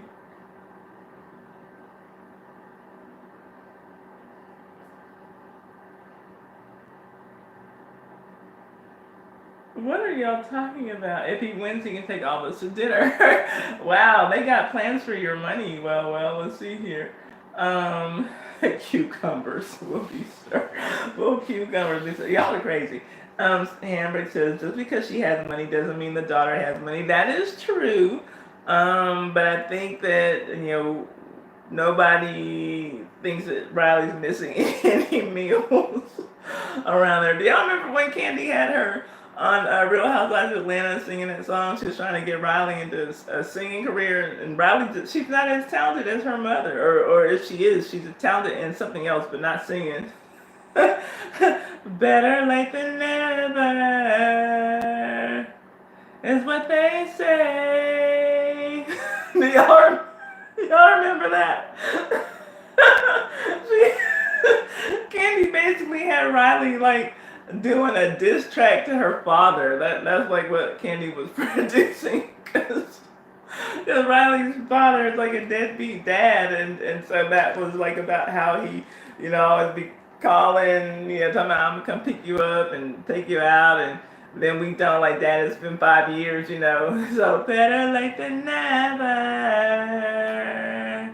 That's what they say. It's what they say. Kandi in the background. So anyway, let's see. Hello, Missy Hope. You have everything is well. Oh, thank you for dropping me a like, Slick. I don't know if you're still in here. Thank you very much. Kandi can be my sugar mama any day. Same here, Keely. I would not mind me some of that. Let's see. Boosie said when his kids get grown, they on their own. What's wrong with that? Yeah, you should take care of them when they're kids, and hopefully, like if you have a parent who's earned a lot, you've learned a lot and watch them so you can earn a lot for yourself. Let's see. Brian McKnight left his kids to fend for themselves after years of mooching too. Yeah, but you know what? Okay, so we never talked about that. That was something that was kind of a hot topic. Maybe I could have talked about last Sunday. But Brian McKnight, did y'all see all that drama with his kids? So what happened is that Brian McKnight, okay, he's remarried to this woman. She's an Asian woman, and I don't know how long he's been with her, but she works like at a hospital, like maybe it's a hospital administrator or something, and she has a son, I believe, from a previous marriage, who is now Brian McKnight's stepson. I don't know if he's adopted the child officially or whatever. So the little boy got, they gifted him with some kind of car that I guess they were paying notes on. It's not like Brian McKnight has that same kind of Brian McKnight money that he had when he, was doing, stuff back in the 90s, early 2000s, whatever. So anyway, the young boy got a job at McDonald's. I believe it was McDonald's or some type of fast food place to help make the payments on his car and insurance. And so the parents were proud of him and just posted something saying how proud they were that he took it upon himself to get a job. Nobody asked him to, nobody prompted him to get a job, and they were glad. And so that then in turn prompted Brian McKnight's 2 other sons to post about how their dad just left them out in the cold, basically, after he got married to this new Asian chick, and, now they have to fend for themselves. Well, here's the thing. What I didn't realize, after hearing it, I'm like, wow, Brian McKnight just abandoned his kids. Okay, them Negroes are like 27 and 30 years old. And Brian McKnight had taken care of them for a very long time. But let them know, okay, like when they were about 25-ish, okay, so here's the deal. I'm getting you all this apartment, and I'm going to pay your rent for 2 years straight. But after that, you're going to have to be coming up with a plan so that you can take care of yourselves. Brian McKnight's wife, who, like I said, does something at a hospital, I think she's like a hospital administrator, she got those young men jobs at the hospital where she works. I think that Brian McKnight said that they were, making, a decent living, not like big money, but like $18 an hour with benefits and everything. And so like that can mean a lot, even if you're not making a lot of money. If you have full benefits and not, paying out of the ass for, medical insurance and dental insurance, things like that, then that, offsets not getting a whole lot of money, right? And so he did all this for them, and they said something about, how they couldn't keep their jobs or get their jobs because of a lifestyle that Brian McKnight introduced him to. These fools were talking about smoking weed. And so it's like, okay, if you can't stop smoking weed long enough to take a piss test to get a job, that's not on your old ass father. That's on you and your grown ass, your grown 27 to 30-year-old ass, that you can't stop smoking weed long enough to get a job. If you need to get a job to support your ass because your dad gave you 2 years to figure it out. Who the fuck is anywhere paying somebody's rent for 2 fucking years so that they can figure out what they're going to do with their lives? Like, nobody, who's doing that? What'd you say, Keith Sweat? Nobody. Oh, okay, that's what I thought. So it's just like, okay, these boys, they just want to, I guess, have Brian McKnight take care of them forever. And Brian is saying, I don't think so. And then the boys mentioned something about their sister as well. They have a younger sister from another woman. And Brian McKnight pretty much came out and he just like, look, since y'all want to talk about it, let's go on and go there. He basically says to that little girl, your mother had you for a paycheck. And so, it basically like, it was almost like he was kind of saying, there's only so much I'm going to be there for you, because like, it's not like you were created out of love. Your mom was trying to get some money out of me because I was Brian McKnight, but then he mentioned something about how one of the little girl's cousins like tried to do something with her sexually, and he doesn't like any father. I got on the phone and I'm like, no. That's not what any father does. If you hear that somebody's sexually molesting your daughter, Brian, this is where you're wrong. You don't get on the phone and call anybody. You show up with a gun and a tire iron and a belt with a very large buckle, and you start like whipping some ass. Maybe that's just what we do in Texas.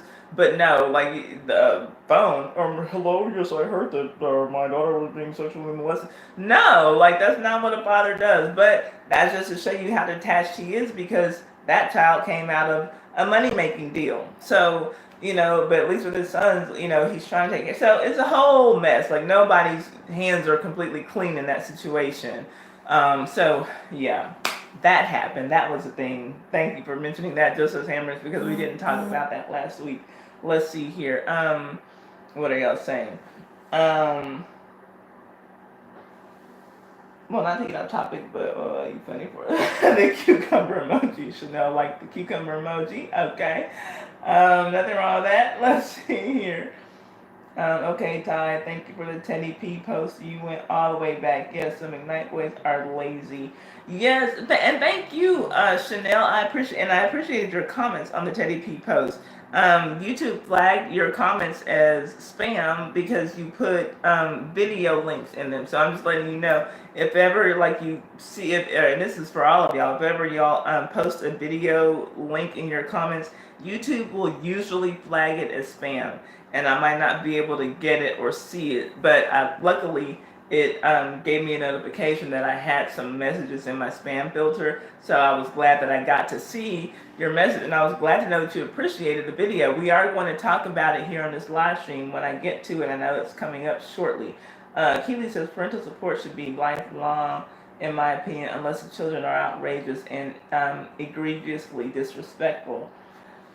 I think that if it is possible and it is within the parents' means, then I don't have a problem with that.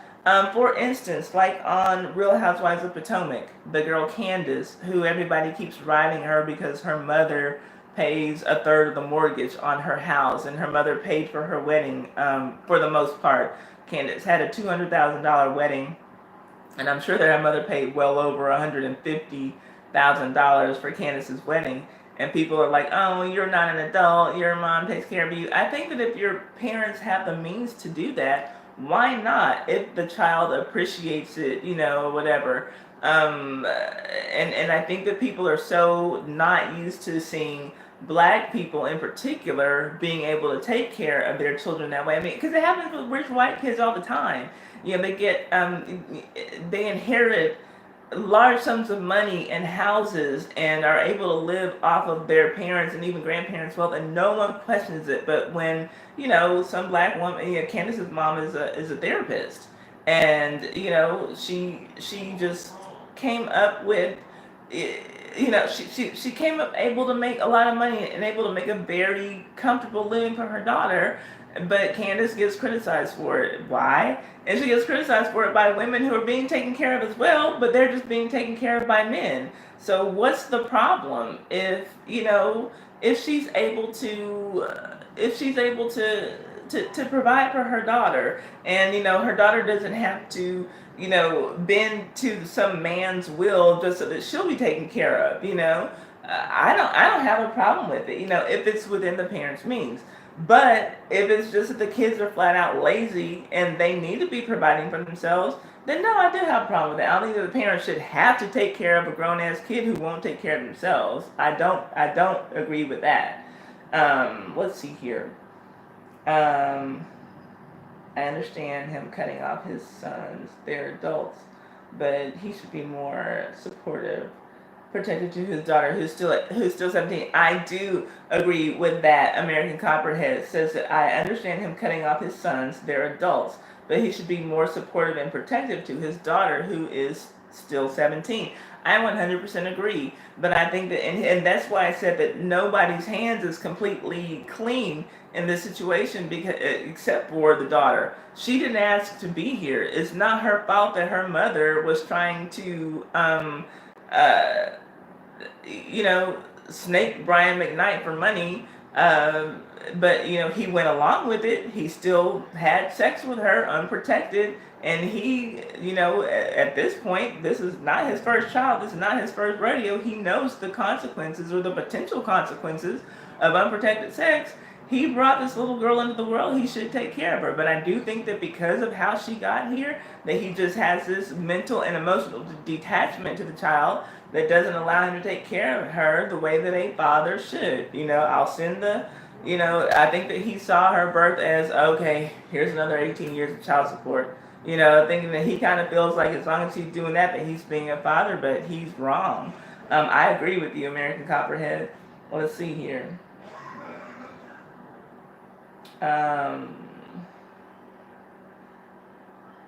He went above and beyond the Call of Duty just as Hendrix says. He certainly did with those boys.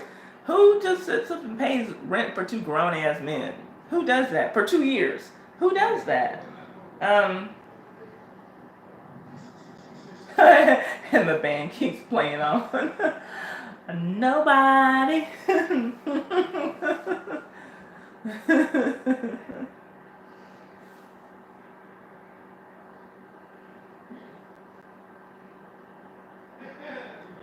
I couldn't see myself as a rich parent, possibly with generational wealth, having my child working a regular 9 to 5. I would help them invest in something worthwhile that would keep money flowing. I understand. I do understand that, Keely. And I think though that with boys it's always different. And I think that those fathers want to see, like, I want to know that you can do something on your own. I did, because this is not. And I don't know what kind of money Brian McKnight still has left. I don't know if there is still wealth. Did Brian McKnight invest his own money well? I mean, he's still touring. Is he doing that because he has to, or because it's for the love of the music? And maybe I need to see y'all get up y'all asses, and then I'll be willing to do more. But don't expect me to just take care of you and dwindle away everything I have because I'm Brian McKnight. I don't know what he has left. I don't know. Oh, thank you, Well. Says my show is always cozy, and he always looks out for my stream. I'm like a sister. Well, thank you. I'm glad that you look out for it, because apparently if you didn't look out for it today, you wouldn't have seen it, because a lot of people did not get notifications. Let's see here. Then again, when you stand up, I think differently. Shut up, Well. Goodness gracious. Hi, Wolverine. I don't know that Kevin Hart passed away. I had not heard that.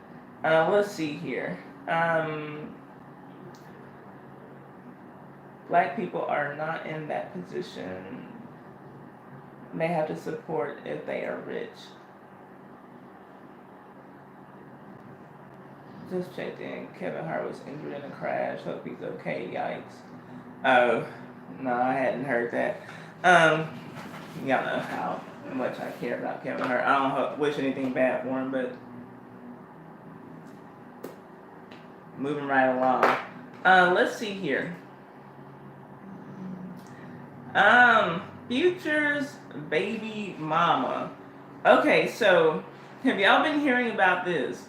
Future has this baby mama. He has several. I believe that there are 8 that are confirmed, and probably a 9 and 10 that we're going to be hearing about soon, or that people hear. I don't try to keep up with Future baby mamas. The whole thing is disgusting to me. So anyway, his baby mama number 6. Her name is Eliza Rain. Um, I believe that she considers herself an Instagram model. She's not all that good looking, in my opinion. But anyway, she has been calling him a deadbeat dad, just kind of campaigning against him on social media, talking about what he does not do for that child that they have together. And I guess she's been trying to get child support payments for him, and she's been trashing him, on social media in general. And he got his attorneys to file a gag order against her. So I don't know, like, I don't even know what to say about this. Like I said, she's baby mama number 6, and there's still a few after her. And the ones who came before her, none of them have I heard going on and on about what a great father Future is to their children. The most famous, I guess, baby mama that we know of Future's is Sierra. And we see, even though this woman has moved on with her life, is remarried, has had a new child with her husband, he still continues to be disrespectful to her in, broad daylight, in public, in front of everybody, on social media and music, whatever. And so I can't imagine that he's treating the other ones all that well behind closed doors. But what bothers me, yeah, Future is a bad guy. He's probably a trash ass father. I mean, how can you be a good father to, 9 kids all over the country? You can probably pay child support, but you can't physically be there when all those kids need it. You can't get all of your children together even. I'm sure because of the static that there must be between some of the baby mamas, because it seems like he's so trash about the way that he does things that there's never just one girl pregnant at a time. When you look at the stair steps that his children are, there's like 1 year old, 1.5 year old. I lost y'all for a second. Um, he's always had at least 2 women pregnant at a time, or at least for large amounts of time. There's always been at least 2 women pregnant with a child, maybe one just getting ready to deliver, and one 3 months behind that. And so how can you be a good father, when you can't even gather all your children? You just have this tribe of children, this bastard tribe of children all over the country. Like I said, the most that you can expect is to get is to be able to pay child support. But the blame is not squarely on him. The women know. You saw, like, we've all seen what Future did with Sierra. And so even if you don't follow him on social media and you can't keep up with all of his baby mamas, you have an idea, that if I'm going to be the 7th baby mama, it's probably not going to be so great for me. Or you could be like this dumb broad, Eliza Rain, baby mama number 6, and think, well, I'm special since, he's fucking me, and he fucked me raw, and he fucked me and is giving me the privilege of having a child. Clearly I'm better than all the rest of these girls. Some girls get that stupid mentality in their heads that they're better than the last woman, or the last 2 women, or the last 5 women who came before you and got absolutely nothing out of this man as far as respect and time with their children. But I guess you think your situation will be better. So no, Future is to blame, but so is this woman. You knew what kind of guy he was, but you still chose to have him as your baby's father because he's Future, because he's a rapper with a little bit of change in his pocket, and at the rate that he's going, I think that he's making babies faster than he's making hits. So the money's going to dry out at some point. You're looking at expecting child support payments for 18 years. multiply that by 9 or 10, and compare that to the number of hits he has. And I mean, I don't know if he's going to be one of those rappers who has staying power or what kind of career, but that's quite a gamble to take. So I just kind of feel like these women need to tighten up. I don't feel any kind of sad for her. I don't feel any kind of sad for him. If she wants to trash him, then fine. There's probably nothing that she's saying that's not true. If he wants to shut her up, with a gag order, then fine. But odd that he can take his ass down to the courts, to have a gag order filed, but he can't go down to the courts to clear up, whatever paternity issues there might be, and go on and get an order filed for child support and take care of this, and then go on and move on to getting the next hoe pregnant. So that's how I feel about that. Let me see what y'all have to say, and then we'll move on. And let's see here. Where are we? Let me get to your comments.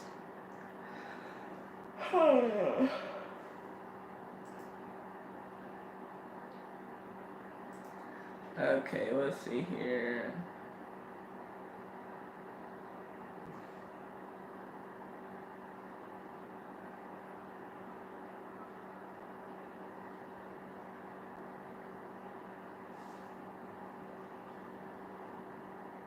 Okay, see you, Wolverine. I guess he's already gone. He said his Wi-Fi was trash. Yeah, I'm with you, American Copperhead. I don't know why these women keep. She says, I don't know why these women keep having babies with this guy. I don't know. I don't get it. Him or Fetty Wap, especially Fetty Wap. Man, talking about Future and his number of hits. Fetty Wap, to my knowledge, only really has one hit under his belt. Yeah, Akila says it must be the D. I guess, but like, gosh, I imagine by this point, he's got to have some type of STD or STI or something. I mean, we we know from the number of children, he's at least had unprotected sex with, 8 women within the last 4 to 5 years. Like, and these women, I don't know, like, who knows where they have been, right? So it's just like, I don't know. Yeah. Yeah, I don't know what it is. I don't know. Yeah, I don't ever want to love the D that much either.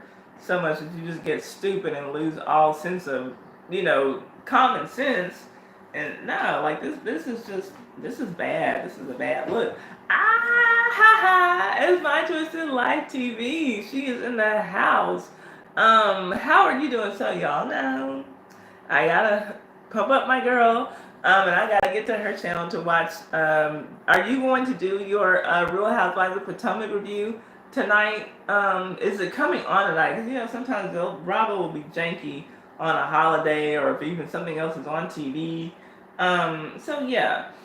And thank you for popping in here last week and just kind of giving your 2 cents on what was it? Who was it that you came in? You just basically came in and said he trashed, and then you left. I forgot who we were talking about. In the car chilling, waiting on Keena to get off work. Okay, tell Miss Keena we said hi when you see her. We love Keena. Who were we talking about last week? I don't know. You came in. Oh, it was Jay-Z. She just came in and said Jay-Z was a fuckboy and then left. That was basically what happened. So yeah, that was what happened. I appreciate that because I just don't trust him. But anyway, that was last week. Let me move on. Let's see. Oh Lord, that was good stuff. Okay, so now let's go ahead on and get to Think I Better Let It Go.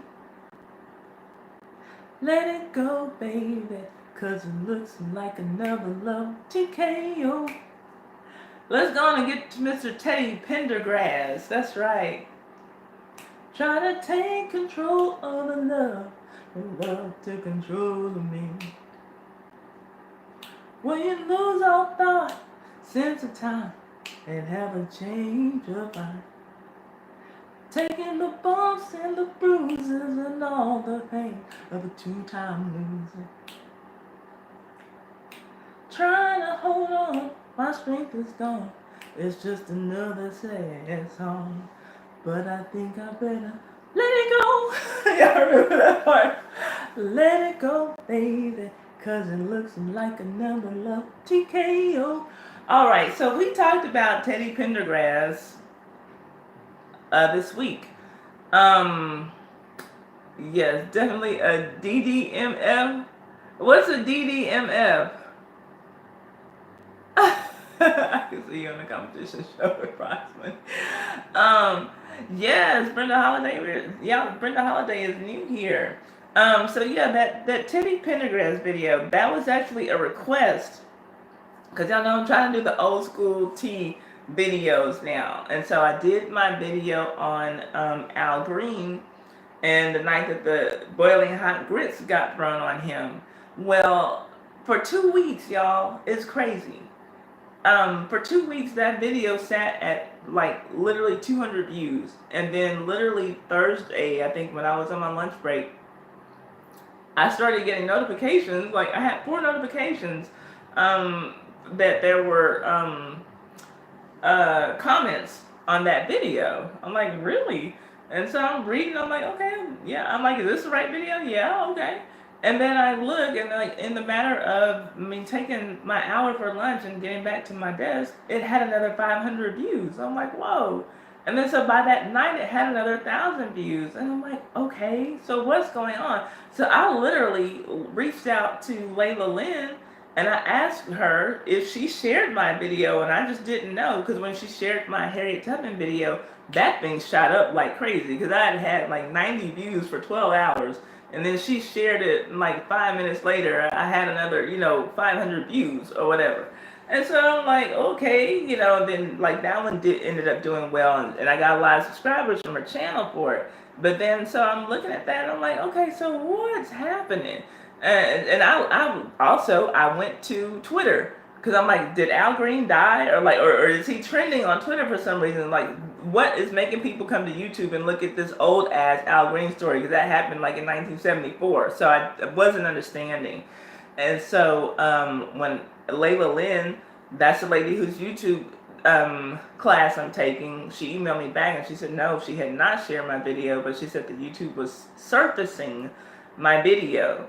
Meaning like throwing it in a lot of people's notifications. And so I was glad. I was like, how make it happen again? She's like, unfortunately, you can't control that. Okay, fine. I was thankful. But there was a lady in the comment section on that Al Green video who said, because I asked, I was like, okay, if y'all like this kind of video, then tell me other topics, and I'll do the research and I'll report on those too. So there was a lady who asked, well, what about the night that Teddy Pendergrass got paralyzed, that got in that car accident? Can you do a video on that? So I did. So let's talk about that. Teddy Pendergrass, this happened, I won't forget the date, because it happened the year that Una was born, and it happened on my sister's birthday, March 18th, 1982. Oh, Dirty Dick. Wow, lady. Okay, so Teddy Pendergrass, he was in this accident in his Rolls Royce that he was very, very proud of. I'm sure that, if you came up from, I don't know what his upbringing was like, probably, definitely nothing like when he became the Teddy Pendergrass, right? And, you get proud of your possessions. And so there's a number of pictures of Teddy Pendergrass and his Rolls Royce that he was so proud of. And it was like a hideous colored green Rolls Royce that he had. And the night of the crash, he's got this person in the car. And there was a lot of speculation back in the 80s as to what this person was. Or was it a man? He was with a man dressed as a woman? He was just with some ugly woman? What's the deal? Well, come to find out, he was with a transgender woman.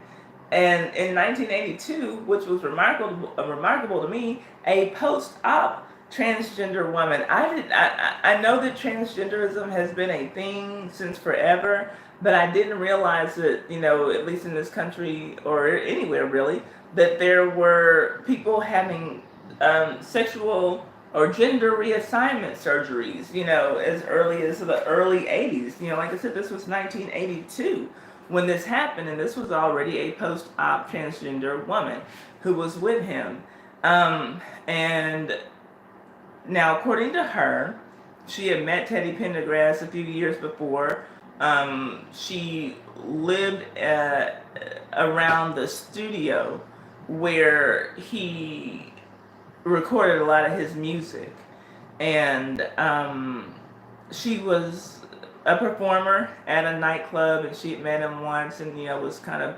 She said she met him once in the '70s, and she was stunned because her mom had always played his music.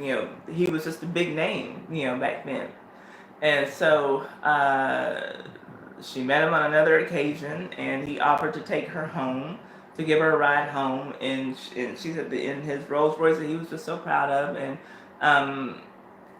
they were driving down, I think it was called Lincoln Drive, and she just feels the car going faster and faster, and she's thinking that what is he doing? Why is he driving so fast? He's out of control. And no, the car was just out of control. She saw that there was something wrong with it, and the car ends up crashing, the side of it crashed into a tree, and it was a really bad wreck, and they were stuck for 45 minutes before paramedics got to them. But she said that the press got there first, and that's something that I mentioned in the video that I did, how remarkable to me that it was that the press got there before the paramedics in 1982, because to me it's like, okay, I can understand, in today's day and age, somebody will go on Facebook Live like, whoa, that's kind of like saying, who's somebody, I don't know, let's say Brian McKnight, crashed his car, and I'm here, I'm on Facebook Live, see, here's the wreck behind me, and then, I can see the press showing up, for that reason, or, just kind of taking the video that a person is showing and, sharing it or whatever. But to say that the press got there in 1982 before the paramedics got there, that kind of just tells me how big of a name Teddy Pendergrass was, right? But the ambulance finally gets there, and the lady said that she said that she was missing a tooth. She had some probably serious bruising or whatever, but obviously we know, if we know anything about Teddy Pendergrass, we know that he was left in much worse condition, and he ended up, as a result of that wreck, being paralyzed from the neck down. He had some very serious injuries that he sustained from that wreck. And but the rumor was always that, was he with a man? Was he with just an ugly woman? Why did he wreck? Well, the rumors were that she or he was performing oral sex on him, and so he just lost control of the car.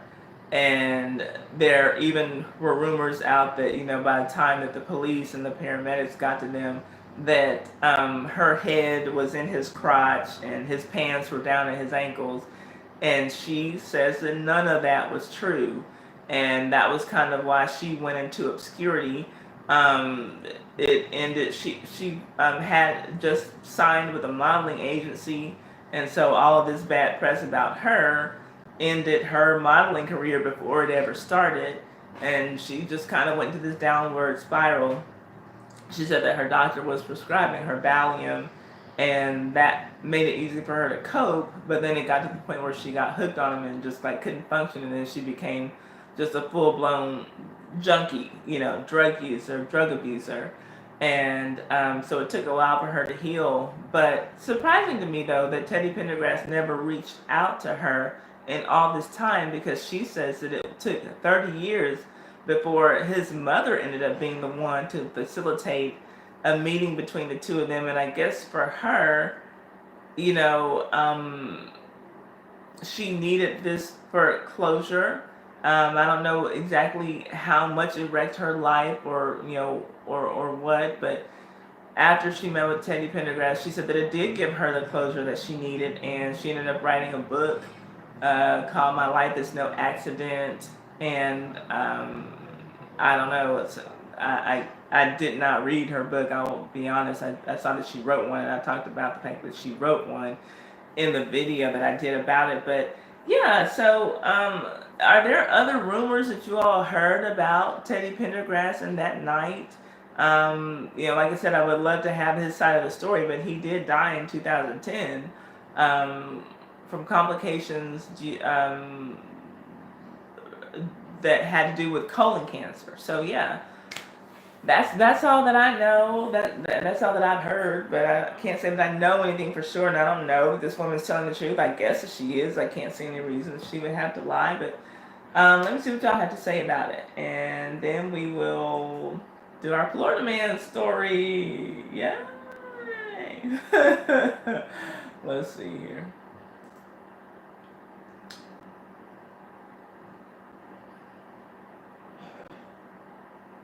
Um. Okay.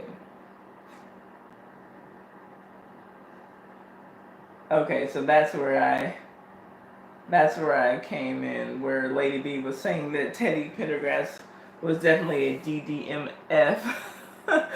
Let's see. Um, and Keely says she could see me on a competition show with prize money. I wouldn't mind hosting one, like that would be fun. Um, and Brenda says hi to everyone, shouting her out. She's new here from the old school entertainment videos. Let's see here. I messed up. Okay. Poetry said, hi, I missed the Al Green video. Girl, don't worry about it. It's there. Um, Thank you, Brenda. She's loving the old school entertainment news. Maybe I'm finding my niche now. Finally, I think the entertainment news is where I need to stick with, and I'll have to have time to do research on the old school stuff, and maybe I can keep myself going with the new school stuff, the current stuff. It's my bread and butter. Yes, I like Layla Lynn too, Akiva. She's something else. And I recommend, let me just say, any YouTuber out here watching who's looking to help grow your channel, and not only grow your channel, but earn some money at it, I do recommend taking her class. It is worth it. It is definitely worth it. Let's see here. American Copperhead said a very good-looking transgender woman, especially for that time. I do agree. Even in the interview that I saw, that was the interview that I put the clip in there. That is from 2014, and to say that that was somebody who'd had surgery back in the late 70s, I would say, yeah, very believable, as well. Well agrees.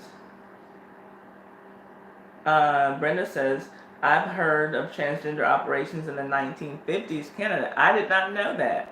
I didn't know that was a thing, and I wonder, I do wonder, since I did, oh, hey, Keena, tell Keena hi.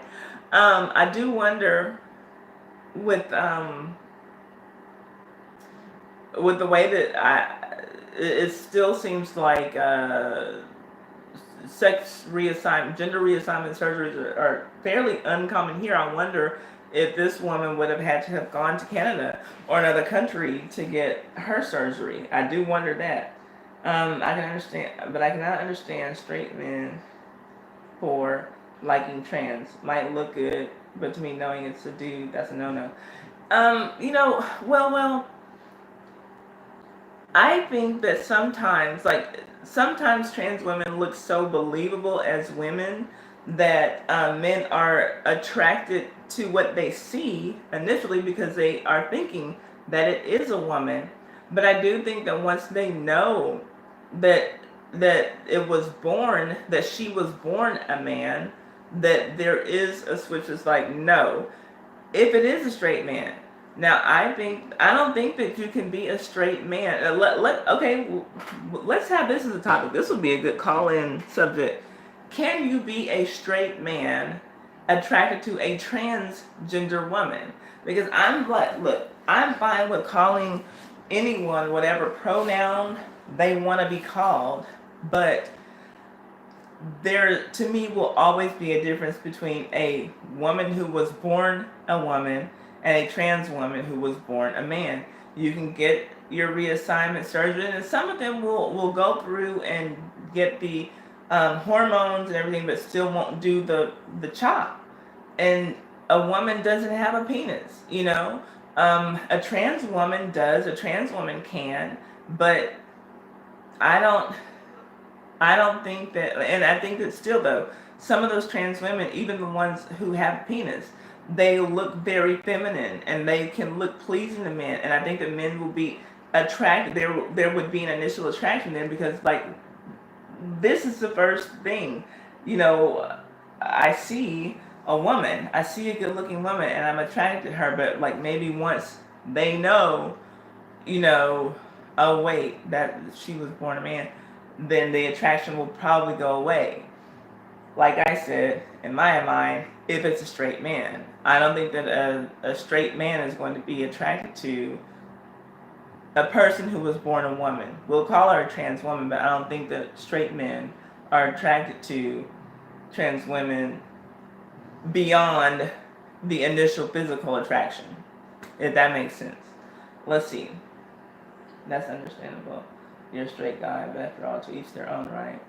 Yeah, and again, nothing wrong with it if a man is that, but I kind of feel like just like there's other categories, like, you know, we won't call trans women men, but we won't call them women, they're trans women. Maybe there's another category for men who are attracted to that. Maybe they're not. I don't think that they're straight. Maybe they're not gay because they thought they were attracted to a woman. Maybe they're you know, like trans attracted, you know, like maybe there's another term even for that. They're coming up with all these LGBTQ, PYT, DMX, BMX, BMW, you know, initials for everything. Maybe there's something for that as well. Let's see here. Then again, Teddy claimed at the concert in '82 that he don't do men, period. So he was set up. Was the car sabotage? Yeah, and that is another question, Chanel, that I remember somebody else asking, you know, well, since he didn't slam on the brakes, you know, was he possibly sabotaged? Was it sabotage? Was it somebody, I don't know. Was Luther Vandross in the corner, you know, trying to bring him down? Oh, he think he can sing? I'm gonna show him, you know. Luther, God knows, lived in the closet, you know, his whole life, and so maybe he wanted to get some rumors out for somebody who could have been competition for a child. I don't know. But it does definitely seem like it could have been sabotage. I mean, does a Rolls Royce just all of a sudden go bad, you know? Let's see.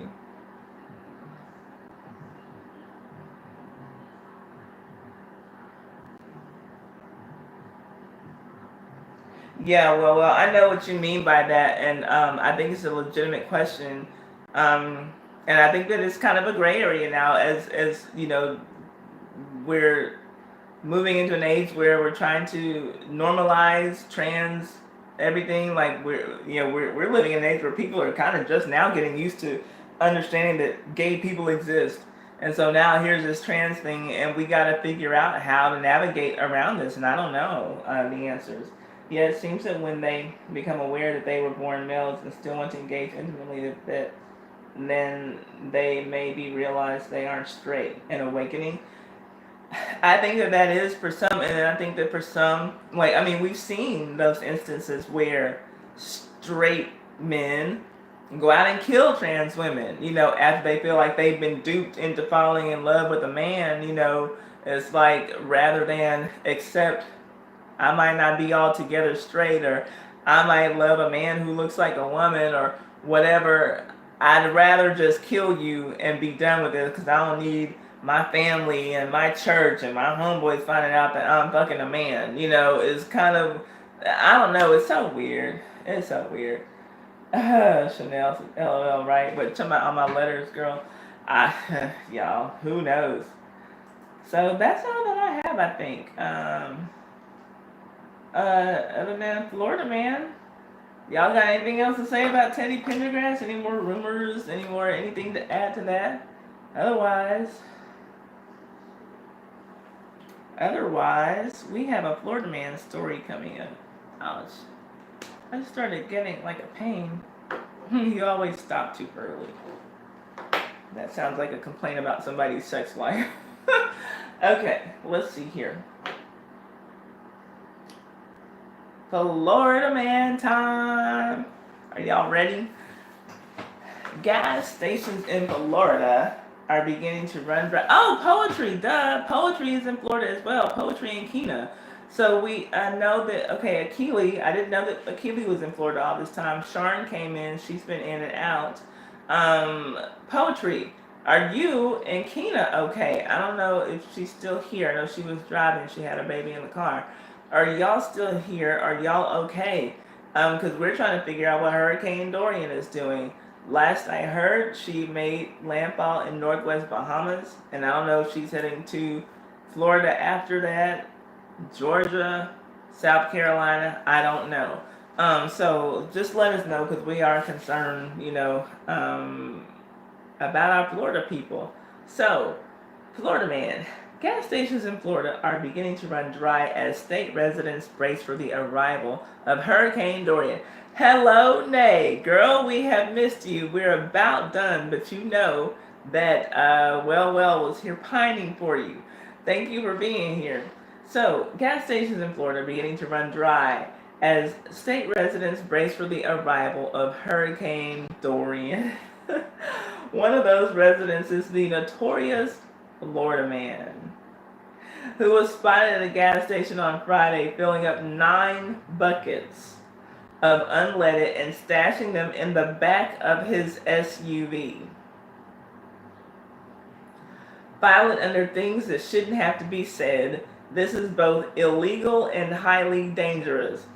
Florida people, don't y'all let me catch y'all stashing buckets of gasoline in the backs of your cars. So there was a photo taken by a lady named Annie Wilson, and it was posted to Facebook, and it had a caption bemoaning the state of humanity. It was a picture of a man in Florida at a gas station filling up those 5-gallon Home Depot buckets that, you can put like cleaning solutions in, sand, all kinds of things, but not gasoline. But he's just sitting there filling them up like they are regulation gas tank holders, and just putting those home bucket, plain old, put the lid on the bucket in the back of his SUV, like it's the safest thing in the world. I don't have a camera to show you. I don't have a thing to show you pictures. Maybe I'll get my tab up before we finish. So as this picture spread on Facebook, local officials quickly refashioned it as an appropriate PSA. Quote, if there ever was a picture that should be entitled "Bad Idea," this is it. Don't be this person. We know everyone is anxious and trying to stock up on gas, but come on, this is dangerous and it's illegal. For the 0.5% of the population who don't see the problem, gasoline should only be stored in approved containers designed for that purpose, and it should never be transported in the cabin of a vehicle. The reason for both warnings: 1, gasoline is highly volatile, and it gives off flammable, noxious vapors that can easily escape an improper vessel and fill an enclosed space.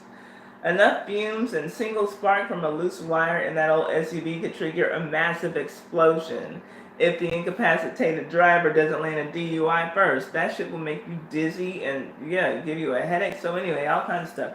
We won't even get to what might happen if this guy's payload was in a crash.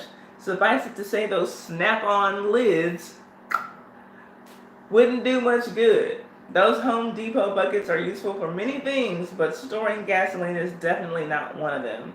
And again, filling a non-approved container at a gas station is solidly illegal. The situation in Florida is looking dire, according to CNN. Some residents have resorted to leaving their out-of-gas vehicles empty at gas stations and hoping to be the first in line when a new tanker arrives. So it's bad out there, y'all.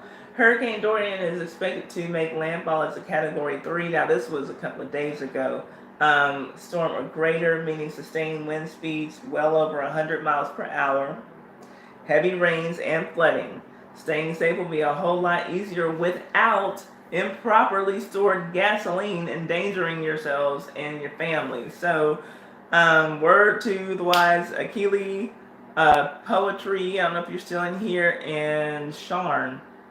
Don't do stupid shit to get gas or to store it. Like, I mean, oh God, I hope this guy survives, but that's just really, really dumb. Really dumb. I've never seen anything like that. So let's see here. What y'all have to say about this?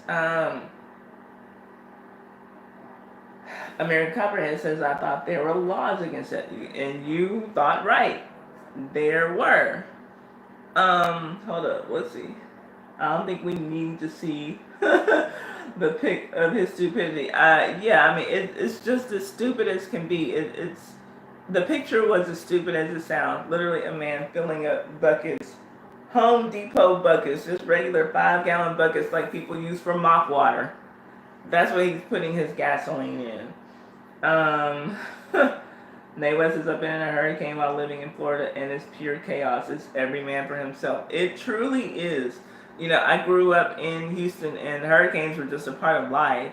And, you hear one's coming, and it may or may not come. Houston may or may not be in the cone of uncertainty, but you go to the grocery stores, there's no water, there's no bathroom tissue, there's nothing, that you truly, truly, truly need. And then, sometimes you find out there is no hurricane. Sometimes you're thankful that you went out in all that chaos and bought all the water that you could buy, we should just always have a hurricane stash, always have your batteries, always have your battery operated radio just in case communication goes down. It's like, I'm not going to say it's like a war zone because I've never been in war, but it turns pretty dire, for a few days, and then you're waiting for supplies to get back to you. You're waiting for, gas tankers to come and you go and fill up your car just in case you need to get around anybody, in case you're even able to drive because the streets are going to be flooded. So you fill up your car, you stock up on water as much as you can. You fill up buckets of water so that you can flush your toilets in case that becomes an issue. You keep flashlights, candles, whatever you need to so that you can have some kind of light in the house in case power goes out, which it happens. It's just, you're trying to be as survival ready as possible, and it's hard to be survival minded when you're used to just being able to leisurely go to the store whenever you want and pick up whatever you need. But it becomes a different thing when a hurricane comes to town because you don't know what kind of damage it's going to do. Power lines are going to get taken out. How long are those power lines going to be down?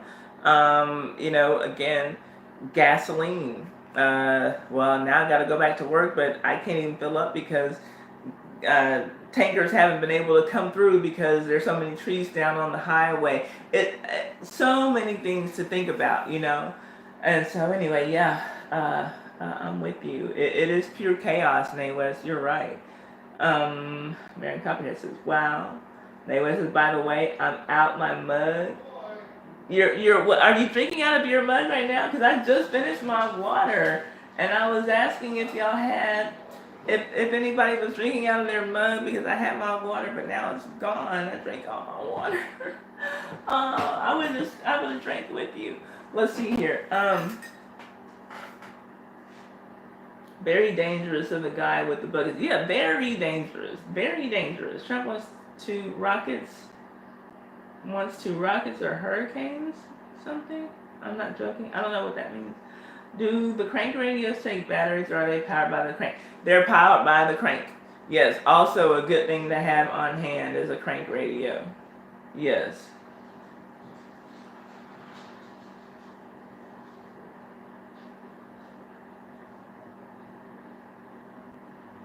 Okay.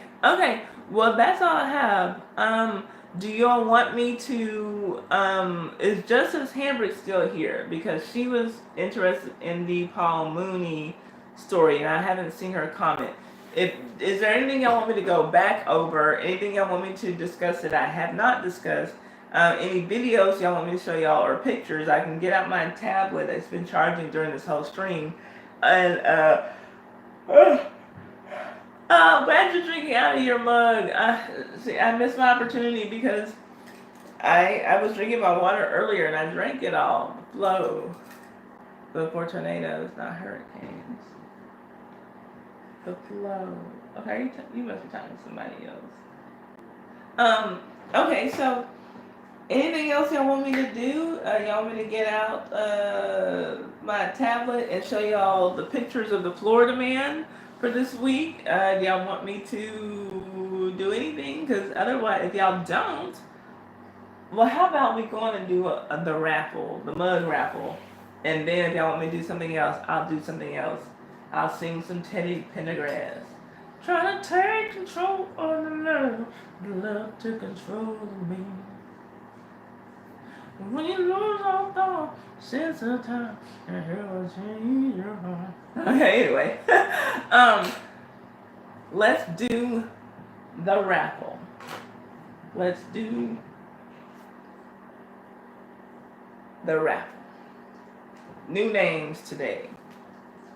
So, at this time, I'm asking you once to type a 1 in the chat if you would like for me to enter your name for this week's raffle drawing for your very own. I should accept call once a month. Okay, hold up, American Copperhead. I need to go back to doing my call-in shows, and I will once work dies down a little bit.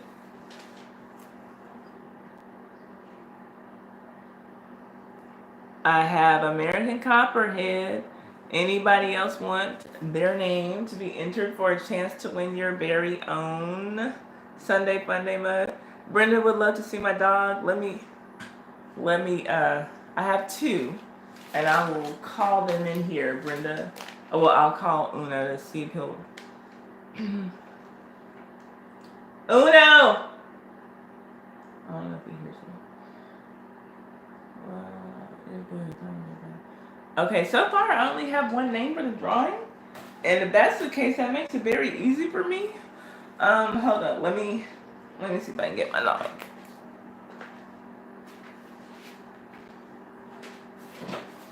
Uno, are you in there? Will you bring me the dogs just briefly? The dogs, just brief. The dogs. Brenda wants to see the dogs. Come on, little boy. That's it. Yep, that's it. Start the countdown. I'm with you on that, American Copperhead. They just got their medicine. Come on. Can you come here? They want to see you. Come here. I'm sending them right back out, but you don't go anywhere. Come here. Come here. What? Why are you looking at Rocco? Come here. Little boy. Do what it say hello. Come on, little boy. Come on. Come on, little boy. That's a little boy. Come on, it's okay. There he is. Okay, so Brenda, this is Rocco, who won't look at the screen right now. Look, Rocco. Look. Hello. Say hi to Brenda. I'm a little boy. Okay, so that's Rocco. Okay, watch out. And Indy. This one's gonna be fun. Oh, she didn't let me pick her up. American Copperhead says, Rocco, look. Look at little girl. Hey, little girl. Okay, so that's Indy. That's the new baby girl. Hello. Say hi, everybody. Look at her eyes, they look so cool. Mm-hmm. Indy. American Copperhead. Hello. Everybody, okay, I gotta go now. Okay, beat it. Ooh. All 3 of yous. Ooh. Okay. And that was Uno's hand. Come on, let's go. Get it. Come on. Come on, Andy. She's sick of this shit. Come on. Come on. Aw. Andy, come on, let's go. Come on. No, I'm not. Good girl. Come on. Andy. Oh. Go. Go with Rocco. She wants to stay with you. Come on. Rocco's her favorite. Go. I'm Come on. her second She's favorite. all scared because she just got her medicine. Come on. Come on, Andy. You know more medicine. Come on, girl. Go, baby Come girl. on. Oh, sorry. Indy. Just leave her Come with on, you. baby. Okay, close the door. You'll be all right. Good boy, good boy. He got the medicine. I don't want that shit. Okay, so thank you, y'all. Let's see. Okay, well, let me go on and do this then. Do do do do do da da. Copperhead. Okay, so yeah, those are my babies. Thank you. Oh, you're welcome, Brenda. Thank you for having an interest in my babies. Now I have old videos back from when Sammy was alive. Sammy was my girl before I had Indy. Sammy was our girl before we had Rocco. That's been Uno's baby since she was 12 weeks old, and she died. We had to put her down this March, and it was it was probably the hardest decision that ever had to be made in my lifetime, because I always hoped. Oh, I'm trying to get emotional. I always hoped that she would just die in her sleep. I did not want to be the one to have to make the decision to put her down. Because she just like took a bad turn really quickly.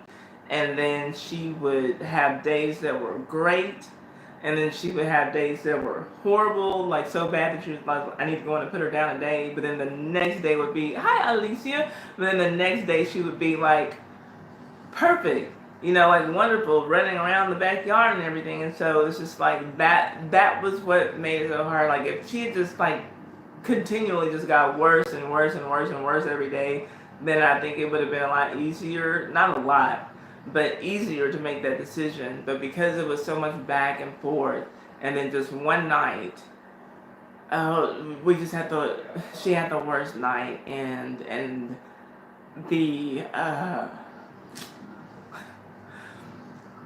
I'm sorry, y'all.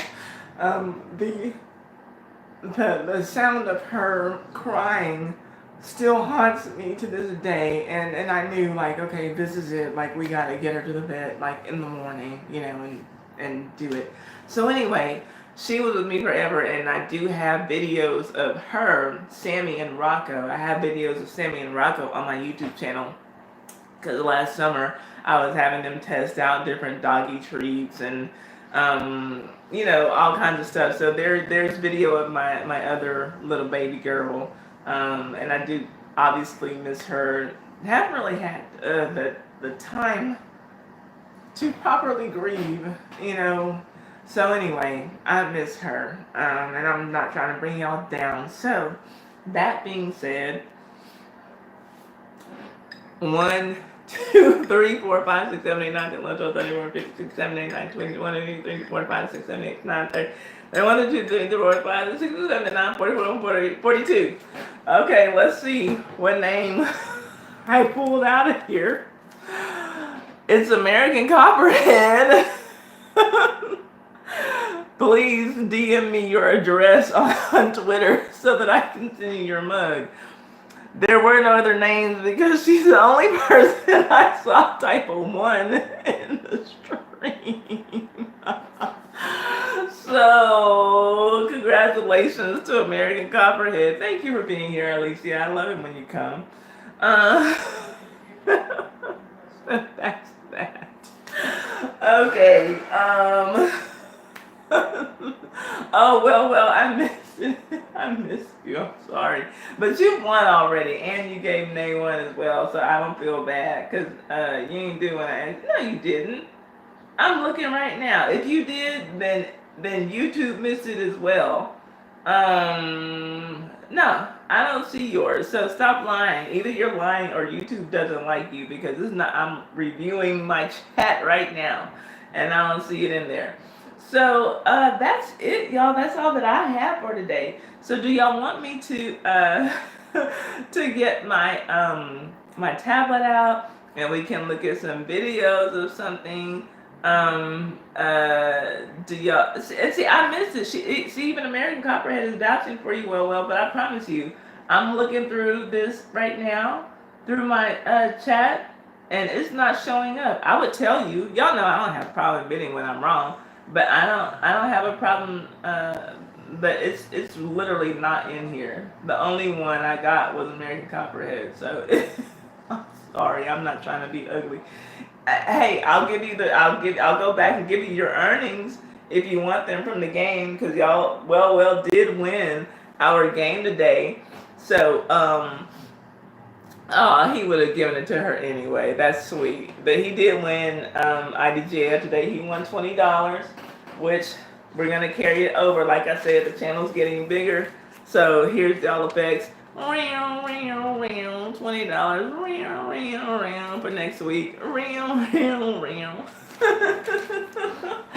Thank you, Chanel. I appreciate it. You know that I don't have children, so like those are my babies. You know, and so it was hard. But so if y'all want me to do anything, I'll get off of your screens. How about that? I need to watch. What is that called? Power, so that I can do a sarcastic ass review of that, and I need to figure out a way that I can do it off camera, because it just seems like I am liked better in these YouTube streets when I'm not on camera, because my my narration videos have done so much better than when I'm on camera. So if y'all have anything I can do to improve my look, then let me know. No. Okay, Alicia says she loves Power. Okay, so here's the thing, Alicia. I don't know if you remember, because we've been YouTube friends for a while. Last season I reviewed Power, and I did it in the most sarcastic way possible, because I really don't like the show. Uno likes the show, and he's the one who even got me into it. But I saw off gate so many holes in the writing and in the storyline. And so, since Alicia, you're here and you watch Power, do you realize that from the very first season up until right now in the 6th season, that it has only been about 5 to 6 months that have taken place?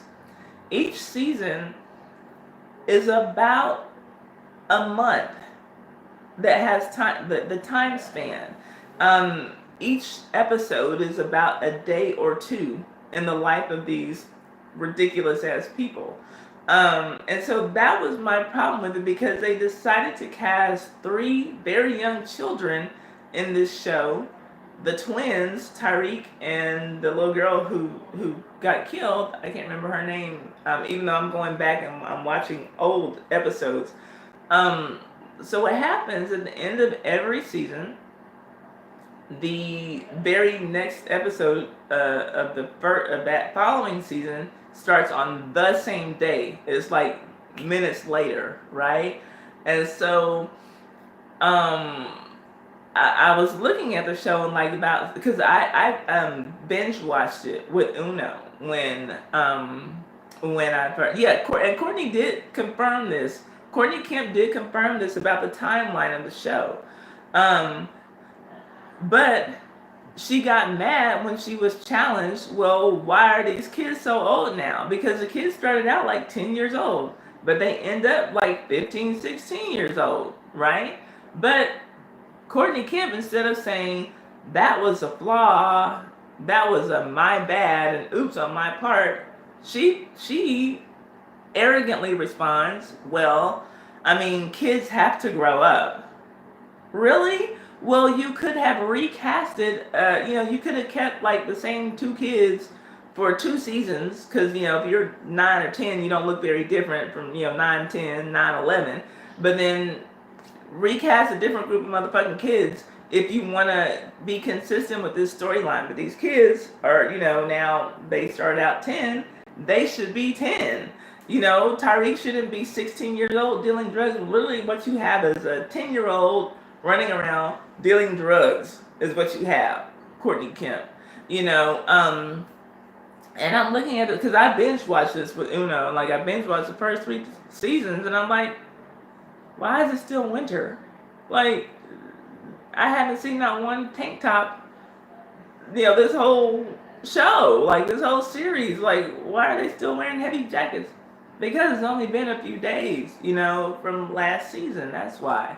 Okay, so there's that. And there's just a lot of things. The lady who was working in internal affairs last season, she would not have been doing the work that she was doing investigating this dirty cop and this murder outside of what was going on if she's internal affairs. Like, it's just, let's see.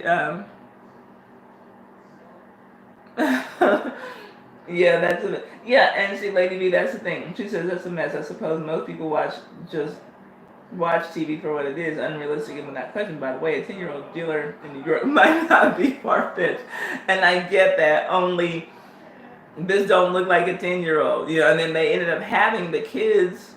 I want to say the twins. They did a happy 15th or 16th birthday party for the twins, but they're 10, so we can't do that. Like, like the storyline doesn't get to be 1 to 2 days for every other character, and then every 3 to 4 months for your kids.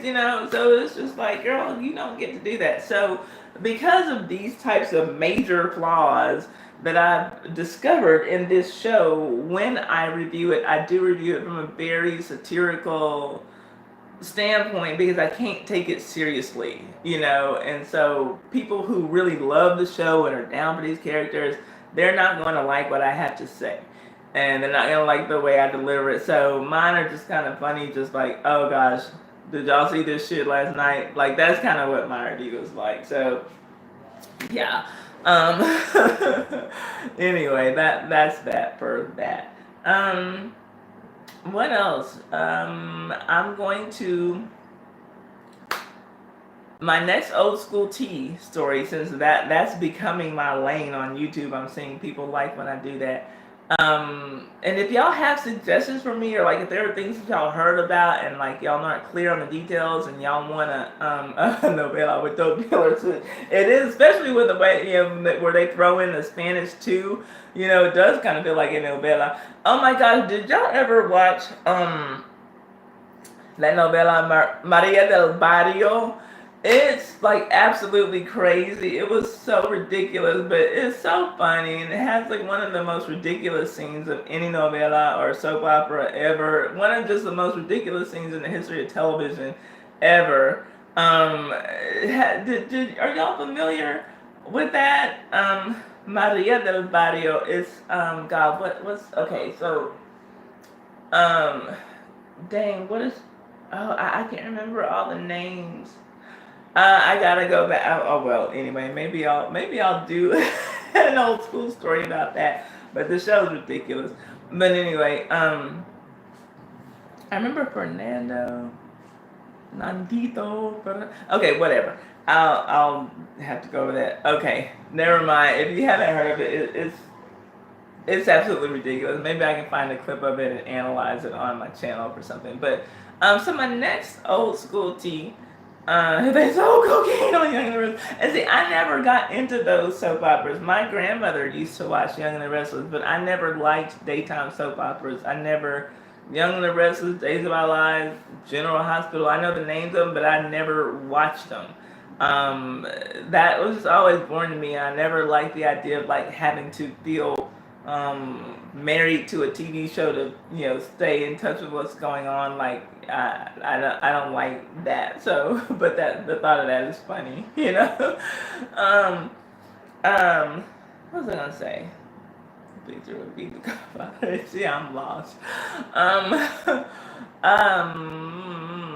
Oh, so my old school tea is going to be about the drama between Sam Cooke and Bobby Womack. That's what I have coming up for y'all this week. So now that I'm working with my new storyboard editor, is there anybody in here? Who watched both of my recent old school tea stories? Anybody who saw the Al Green story as well as the Teddy Pendergrass story? If so, let me know. Because I'm asking that because I want to know if y'all see a difference in the quality of the video and the editing from my Al Green video to my Teddy Pendergrass video, because I'm really trying to step it up. And I would love feedback, because I realized that was my first video that I did with my new storyboard editor, but I haven't learned all the tools. I literally just wanted to put the video together and get an idea of how to do it, and I have that now. So with every video, I want to add the use of another tool, and I'm hoping that people who've been here with me will see the improvement as I go along. So, is there anybody? Okay, Brenda, you saw both. Could you tell a difference? Let's see. Oh, thank you. American Copper has to go. It's a cool Sunday Funday. And she says, thank you, Floridians. Stay safe. I'll catch up with y'all next Sunday. Super stoked about my mug.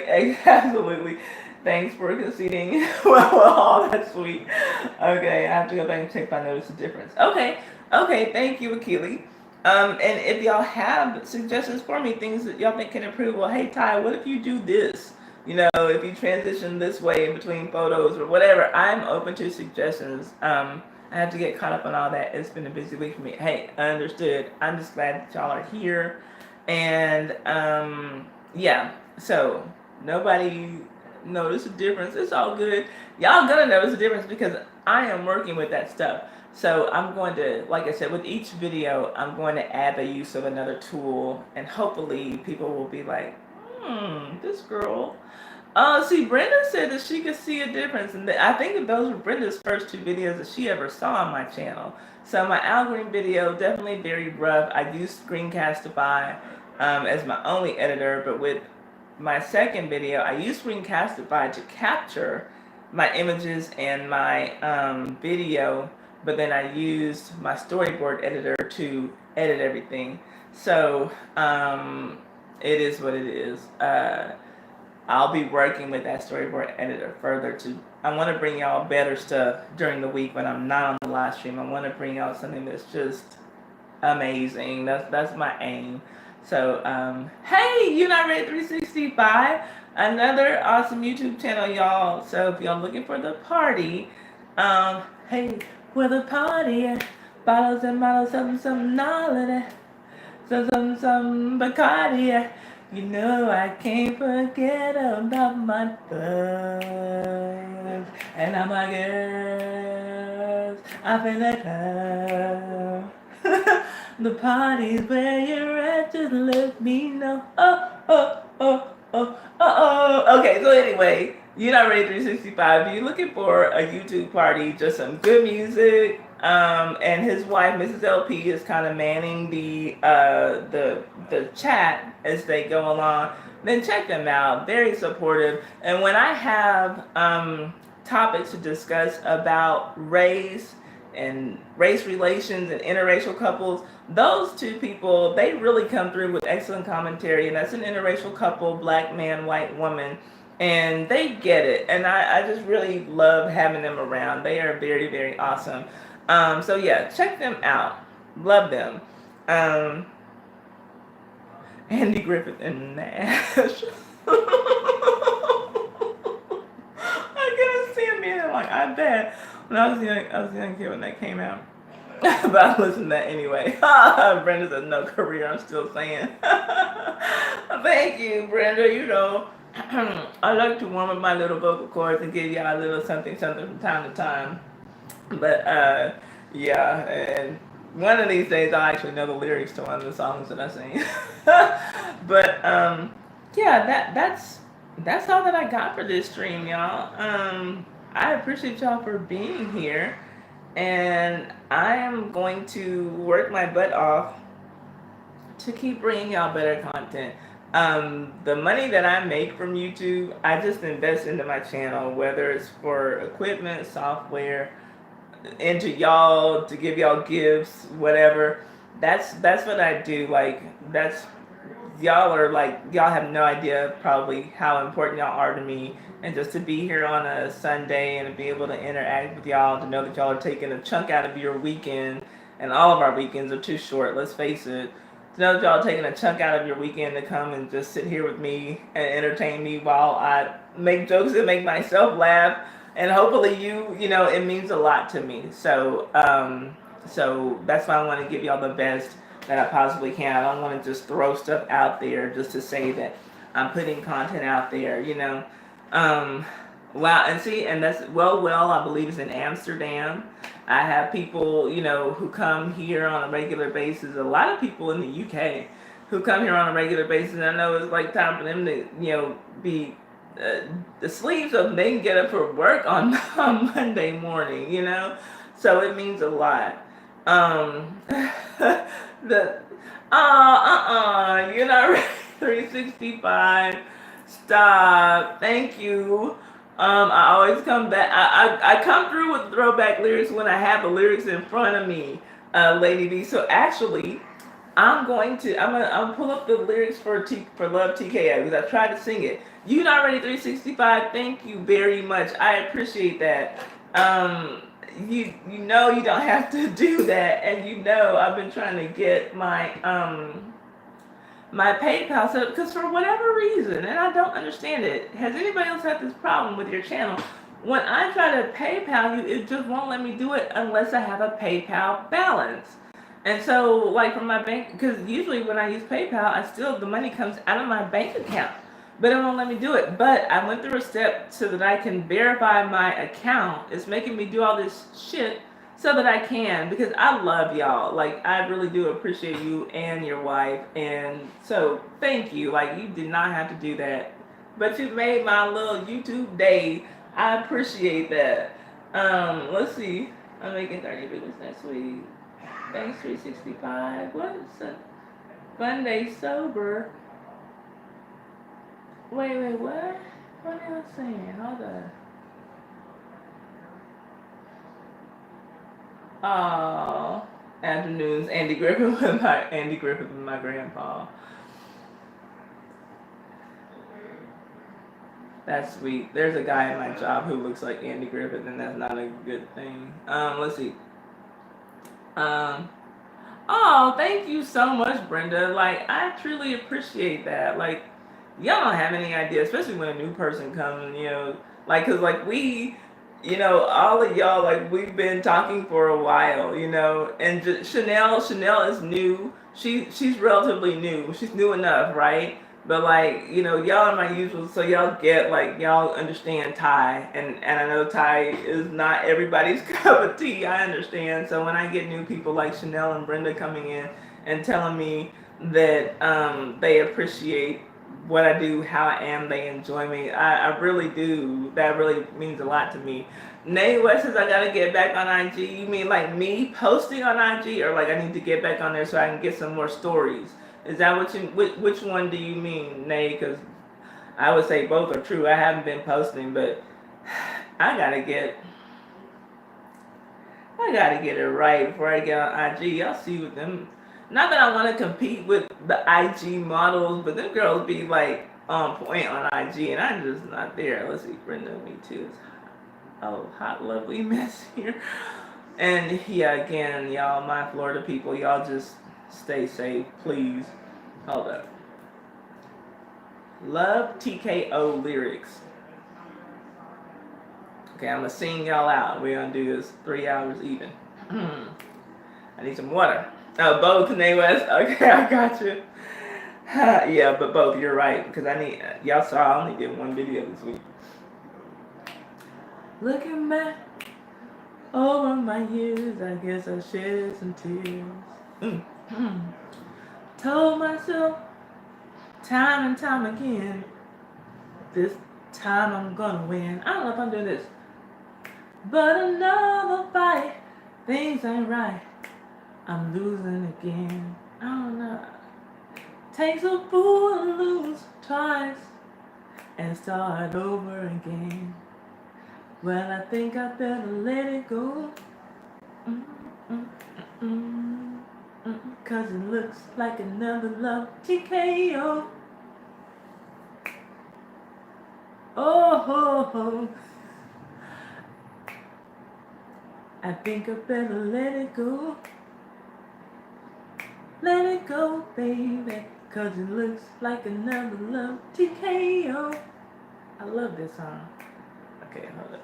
Let's see if we can get the second verse better. Try to take control of the love took control of me.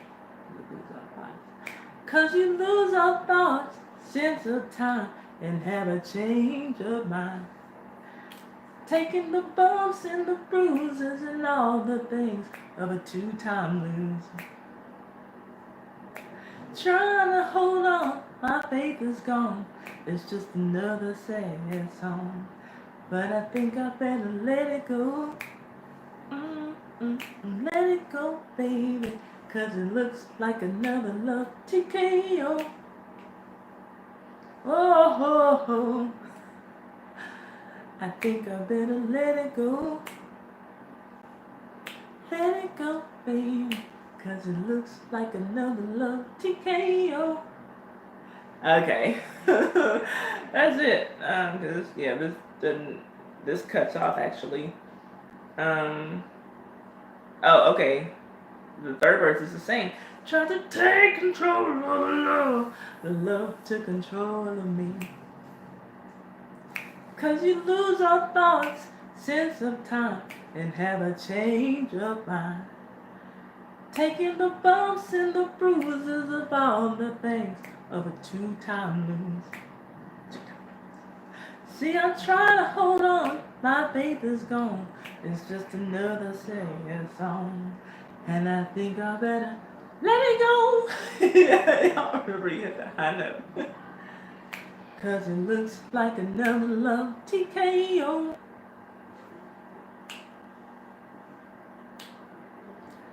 I think I better let it go. Let it go, baby. 'Cause it looks like another love TKO. TKO. Alright.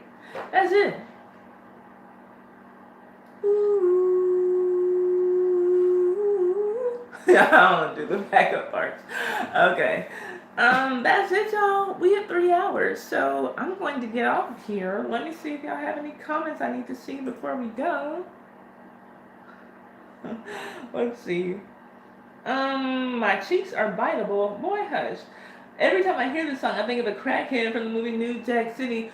That was Chris Rock, correct? Playing the crackhead? I don't understand. Why do you... Is it... Was this song in that movie, or is this something else that I'm missing? What am I missing, Nay West? Let's see. One of these days I'll meet up with Sharn. Yeah, since we're in the same state. You and Sharn and Poetry are all in the same state.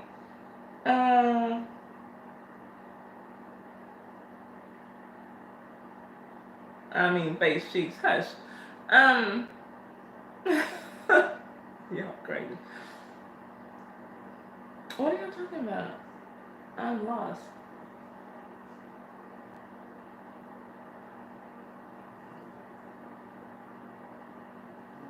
Well is a playboy. Oh, Lord. He said he's biracial. Y'all know how them little light-skinned boys are. Y'all be careful. Okay. That's all that I have for today. Oh, that's the wrong movie. Okay, I'm like, what is it about that? Okay, and it could have been because I don't remember. I remember watching the movie, but I don't really remember what happened, the plot. I remember, the whole. I don't remember it apparently. What was it? See you wouldn't want to be you. Did that come from New Jack City? I remember the Chris Rock thing. Okay, let me get one rib. Was that New Jack City? Or was that I'm Gonna Get You Sucker? Because I remember Chris Rock kind of played a crackhead in both of those movies, but I thought that was I'm Gonna Get You Sucker, and he was like asking for one rib. Did he do that in both of those movies? I don't know. Chris Rock played a good late 80s crackhead. But yeah, I thought that was I'm Gonna Get You Sucker when he's at the barbecue place and then asked like for a cup of ice and well fuck the ice just poured in my hand for a dime or something. I don't remember it anyway, but yeah. I'm so lost. Y'all. I told y'all I'm not the movie person. I don't have the attention span to watch movies, but I'll sit here. Yeah, I love that movie. I loved I'm Gonna Get You Sucker. I don't have the attention span to watch movies, but I will sit here And like, for about half the time that it takes to make a movie, I will take that time to create a 10-minute YouTube video for you because that's just kind of where my mind is. I'm more in a creative space and sit down and watch it. But y'all know I'll watch Real Housewives of Potomac. That is just like my time to just decompress and think about nothing. And I enjoy that. I need that time, right? All right, y'all. I love y'all.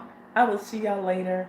I will count down from 10, and we will do this next week. Hopefully, we'll have some more topics. Hopefully, I'll even have some more stuff. Do I smoke good kush? Are you asking me? I don't smoke anything. I don't drink or smoke. I don't even smoke turkeys. I'm vegetarian. Like, I smoke nothing. But that's all that I got. So I'm going to count down from 10, and hopefully I'll have more things to discuss next week.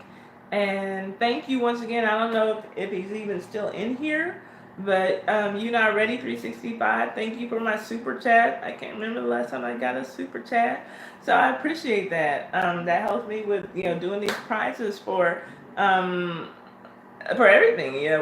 Whether it's some mugs or putting the cash out for IDGAF, whatever. I appreciate that. Thank you all just for being here. One, for giving me a thumbs up, for keeping the chat going, for keeping it respectful, for keeping it fun. Bye, Chanel. You are my new YouTube friend, and I hope that you meet a whole bunch of YouTube friends in here, and we can have fun. Bye, women's. It was a nice stream again. Thank you, well, for being here. Thank y'all. Just thank y'all for making my Sunday a fun day, and I hope that I've helped to make your Sunday a fun day. Yes, Nate West, I don't even smoke turkeys, I try to stay smoke free. I'm L7. I am a square. Even though that's a rectangle is a square. But all rectangles are squares, but all squares are not rectangles. Boop. Marinate on that. It is true. Okay, I will talk to y'all later. I love y'all. Thank y'all for just, like I said, keeping the chat going. Give me a thumbs up. You Not Ready 365 gave me money. Y'all gave me your time. I love y'all. I'm counting it down from here. Thank you, Brenda. I'm so glad you were here, and I love you being here. Yes, Akili. I don't smoke anything, not even turkey. All right, I'm counting it down. 10, 9, 8, 7, 6, 5, 4, 3, 2, 1. I'll see y'all next Sunday. Bye-bye. Bye, well.